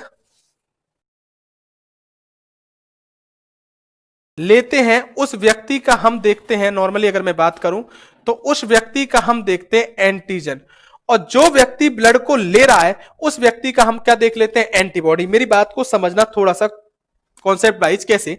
जैसे जिस व्यक्ति से हम ब्लड, जैसे ए वाला है, ये किससे ले रहा है? अगर बी वाले से ले रहा है तो हम इस बी वाले का तो एंटीजन देखेंगे, और जो व्यक्ति ले रहा है, ए वाला ले रहा है, इसका हम देखेंगे एंटीबॉडी। और एंटीजन और एंटीबॉडी कभी भी समान होने नहीं चाहिए। कैसे? अगर ए वाला ए और ओ से तो लेता है, इसके अलावा अगर बी से लेता तो बी से ले रहा है तो इसका एंटीजन क्या है? बी। कौन ले रहा है? ए, इसका एंटीबॉडी देखेंगे, इसका भी क्या है? बी। बी और बी क्या हो गए? समान, और समान हो गए तो रक्का क्या बन जाता? थक्का। इसलिए कभी बी से नहीं ले सकता। और किससे नहीं लिया था इसने? ए बी से नहीं लिया था। क्यों नहीं लिया था? क्योंकि ए बी का भी हम एंटीजन देखेंगे, इसके अंदर भी तो बी मौजूद है। कौन ले रहा है? ए, इसका एंटीबॉडी देखा तो इसके अंदर क्या मौजूद है? बी। और ये और बी तो क्या हो गए? समान, इसलिए नहीं ले सकता। ओ से क्यों लिया?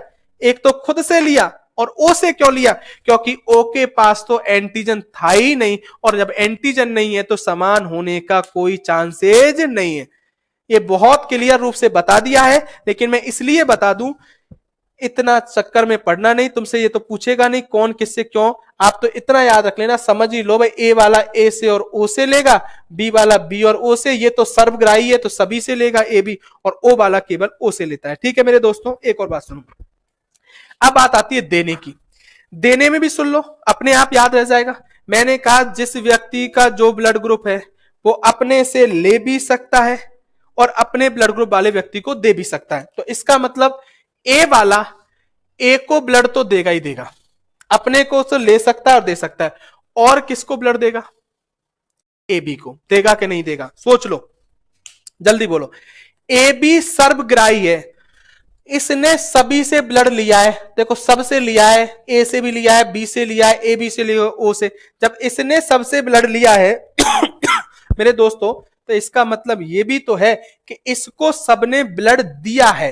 मतलब ए बी तो ऐसा ब्लड ग्रुप है जो ए को भी दे रहा है, बी को भी दे रहा है, ए बी को दे रहा है, ओ को। तो इसलिए हमेशा याद रखना ए वाला ए से भी लेगा और ए बी से लेगा। और इस तरीके से मुझे बताओ बी वाला, तो बी वाला एक बी से लेगा और एक किससे लेगा, ए बी से, क्योंकि जो अपना ब्लड ग्रुप है उसको तो दे ही सकता है, और किसको दे सकता है, ए बी को। ए बी वाले की बात करूं तो ये केवल ए बी ब्लड ग्रुप वाले व्यक्ति को ब्लड दे सकता है। समझ लो मेरे दोस्तों, सर्वग्राही इसीलिए बोला था क्योंकि सभी से ब्लड ले तो सकता है, लेकिन जब कभी भी देने की बात आएगी तो केवल ए बी को देगा। और ओ को तो हमको सबको पता है, इसको सर्वदाता बोलते हैं। इसका मतलब आपने अभी ए को भी दिया था, बी को भी दे सकता है, ए बी को भी दे सकता है, ओ को भी दे सकता है। इसका एक ही तरीका है मेरे दोस्तों, एक बार इसको समझो और खुद कॉफी में बैठ के बिना देखे एक बार बना लो तो जिंदगी भर के लिए, परमानेंट के लिए दिमाग में रह जाएगा। कभी ऐसा रटने की जरूरत नहीं। 90% लड़का क्या करता है, सीधा लगता है देखते समय, वो क्या कर लेता है, अपने दिमाग में बैठा लेता है, अरे ये तो यार रट लूंगा मैं, ये इससे ले सकता है, इसको दे सकता है, लेकिन एग्जाम तक वो कंफ्यूज कर देता है इसको। इसलिए एग्जाम में भी आ जाए तुम तो बना के तुरंत देख लो 1 सेकंड के अंदर किसको ब्लड ले सकता है और किसको ब्लड दे सकता है। अब मैं पूछने का तरीका बता दूं, एग्जाम में क्या करते हो तुम, इसमें दो तरह के क्वेश्चन बहुत ज्यादा पूछेगा, एक तो ए बी वाला और एक ओ वाला, और लेकिन पूछने का तरीका बता दूं आपको। होता क्या है, कभी कभी एग्जाम में मैं क्वेश्चन बोल रहा हूं और मुझे आप ही आंसर देना, वो इस तरीके से पॉइंट पूछेगा आपसे, एक व्यक्ति है, एक क्या है व्यक्ति जिसका ब्लड ग्रुप ए बी है, जिसका ब्लड ग्रुप क्या है, ए बी। एक काम कर दूं, मैं इसको साफ कर देता हूं बोर्ड को, 1 सेकंड रुको, ए बी, एक बार आप स्क्रीनशॉट लो, जल्दी से जल्दी से स्क्रीनशॉट लो पहले एक बार, फिर मैं आपको क्लियर करता हूं।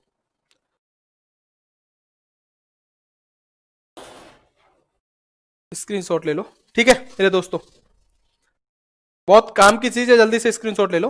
अब मेरी बात को सुनो, आपको मैं 2-4 तरह के क्वेश्चन इस टॉपिक में से यहां से कराता हूं, कैसे पूछेगा और आप क्या गलती कर देते हो, जल्दी बात करो। अब मुझे कमेंट करना और मुझे आंसर देना कि आपको कितना समझ में आया है, बात को सुनना। एक पॉइंट था, मैं ये कहूं आपसे कि एक व्यक्ति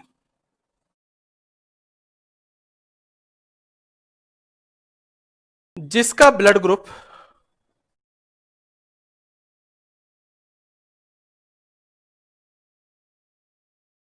जिसका ब्लड ग्रुप ओ है, तो वह किस ब्लड ग्रुप वाले व्यक्ति से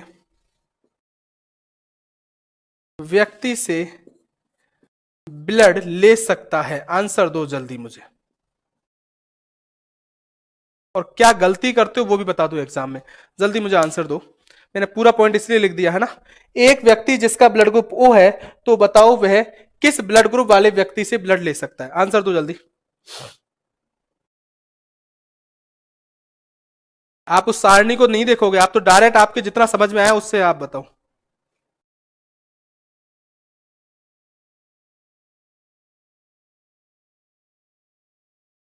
हाँ भाई हाँ, ओ ओ ओ, कुछ ने ऑल लिख दिया,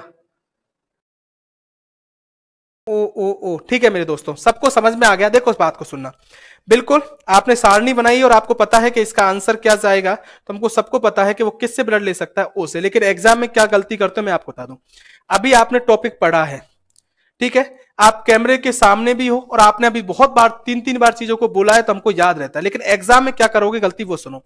आप इस क्वेश्चन को ऐसे पढ़ते हो, एक व्यक्ति जिसका ब्लड ग्रुप ओ है, तो वह किस ब्लड ग्रुप वाले व्यक्ति से ब्लड ले सकता है। आता तो ले ही है, लेकिन एग्जाम तक वो दे सकता हो जाता है, क्योंकि तुम्हारे दिमाग में ये बैठा होता है कि ओ ब्लड ग्रुप वाला व्यक्ति सर्वदाता होता है, यूनिवर्सल डोनर, लेकिन उसने सर्वदाता मतलब सभी को ब्लड देता तो है, ए को भी देता है, बी को भी देता है, ए बी को भी देता है, ओ को, लेकिन देना थोड़ी पूछा है उसने, तो ये पूछा है किससे ले सकता है। कुछ लोगों ने लिखा है आंसर सभी से, वो इसलिए वो देना थोड़ी पूछा है, ले सकता है तो केवल ले तो किससे सकता है, ओ से। इसलिए बिल्कुल याद रखना इस बात को। इसी बात को वो कह सकता है कि इसी क्वेश्चन को अगर मैं ऐसे कहता,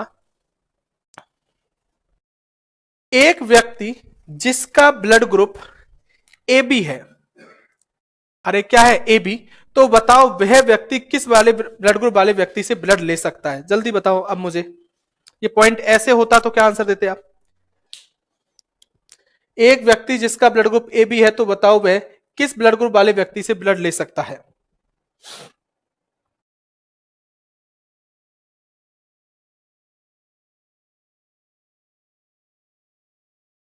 ये सही कहा है बिल्कुल। कुछ लोग सोच रहे हैं कि सर आपने सही कहा, ये गलती करोगे जहां जहां मैं आपसे बोल रहा हूं ना, जहां जहां गलती होगी 90% आप वहीं से गलती कर। सबने ऑल लिखा है, ठीक है। अब तो सबको समझ में आ गया भाई कि अगर ए बी ब्लड ग्रुप वाला व्यक्ति है तो हमको ले सकने के क्या ध्यान रखो, वो तो सर्वग्राही होता है। तो ए से भी ले सकता है, बी से भी ले सकता है, ए बी से भी ले सकता है और ओ से भी ले सकता है, ठीक है। मेरी बात याद रखना। एक पॉइंट और पूछ लेता हूं आपसे जाते जाते, एक बात और बताओ मुझे, क्या पूरा टॉपिक क्लियर है कि नहीं मुझे बताओ। अगर आपसे पूछे कि एक व्यक्ति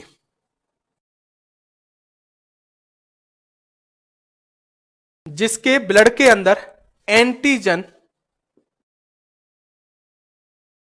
एंटीजन बी है, एंटीजन क्या है? बी है, तो उसका ब्लड ग्रुप क्या होगा? मैं पूरा क्वेश्चन नहीं लिख रहा हूं, शॉर्ट में लिख रहा हूं, है ना। आप मुझे बता दो, एक व्यक्ति जिसका ब्लड ग्रुप, अगर मैं सॉरी, एक व्यक्ति जिसके अंदर एंटीजन बी है, तो बताओ उसका ब्लड ग्रुप क्या होगा? आंसर दो। अब मैंने एंटीजन दिया है, एक व्यक्ति जिसके अंदर एंटीजन बी है, तो बताओ उसका ब्लड ग्रुप क्या होगा? अरे सॉरी, एक सेकंड एक सेकंड। एक व्यक्ति, एंटीजन मत लो, एक व्यक्ति जिसके अंदर एंटीबॉडी बोल रहा हूं, है ना, एंटीबॉडी बी है, तो बताओ ब्लड ग्रुप क्या होगा? एंटीबॉडी पूछा है भाई, ना, एंटीजन बताओ, सॉरी ब्लड ग्रुप बता दो आप उसका।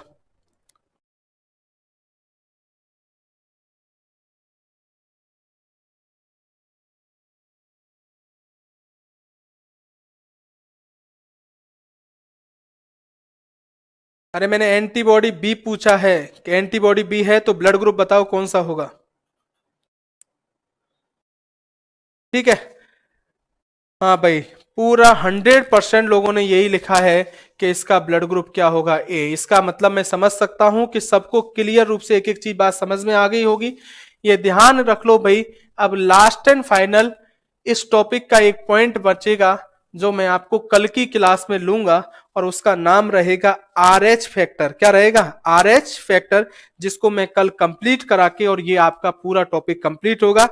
आप लोगों को मैंने पहले ही दिन बताया था, कल ये टॉपिक कंप्लीट कर दूंगा कि आप इस ब्लड को यहां पढ़ने के बाद आप कहीं भी पढ़ के देखो, 99% अगर मन से आपको ऐसे लगे, संतुष्टि लगे, तब अगर आपको ये लगे कि हाँ सर पढ़ा रहे हैं, तब मेरा पढ़ाने का और आपके पढ़ने का कोई मतलब होना चाहिए। हमने पहले ही कहा था कि क्वालिटी से कोई कॉम्प्रोमाइज नहीं करना है, और मेनली हमारा जो मकसद ये भी है कि जितने से जितना लोगों का सिलेक्शन हो, क्योंकि इसी से हमको भी फायदा होगा आपके सिलेक्शन होने से। तो हमेशा याद रख लो कि जो हमारा मोटिव है इस बैच का करने का, तो उसका एक लक्ष्य तब मजा आएगा कि जब आप भी उतनी मेहनत करो हमारे साथ। पढ़ने का तभी मजा है जब आप साथ में उतनी मेहनत करते रहो। तो हमारे पढ़ने का और आपके अगर मैं बात करूं हमारे पढ़ाने का और आपके पढ़ने का मजा है। तो आज के लिए ठीक है।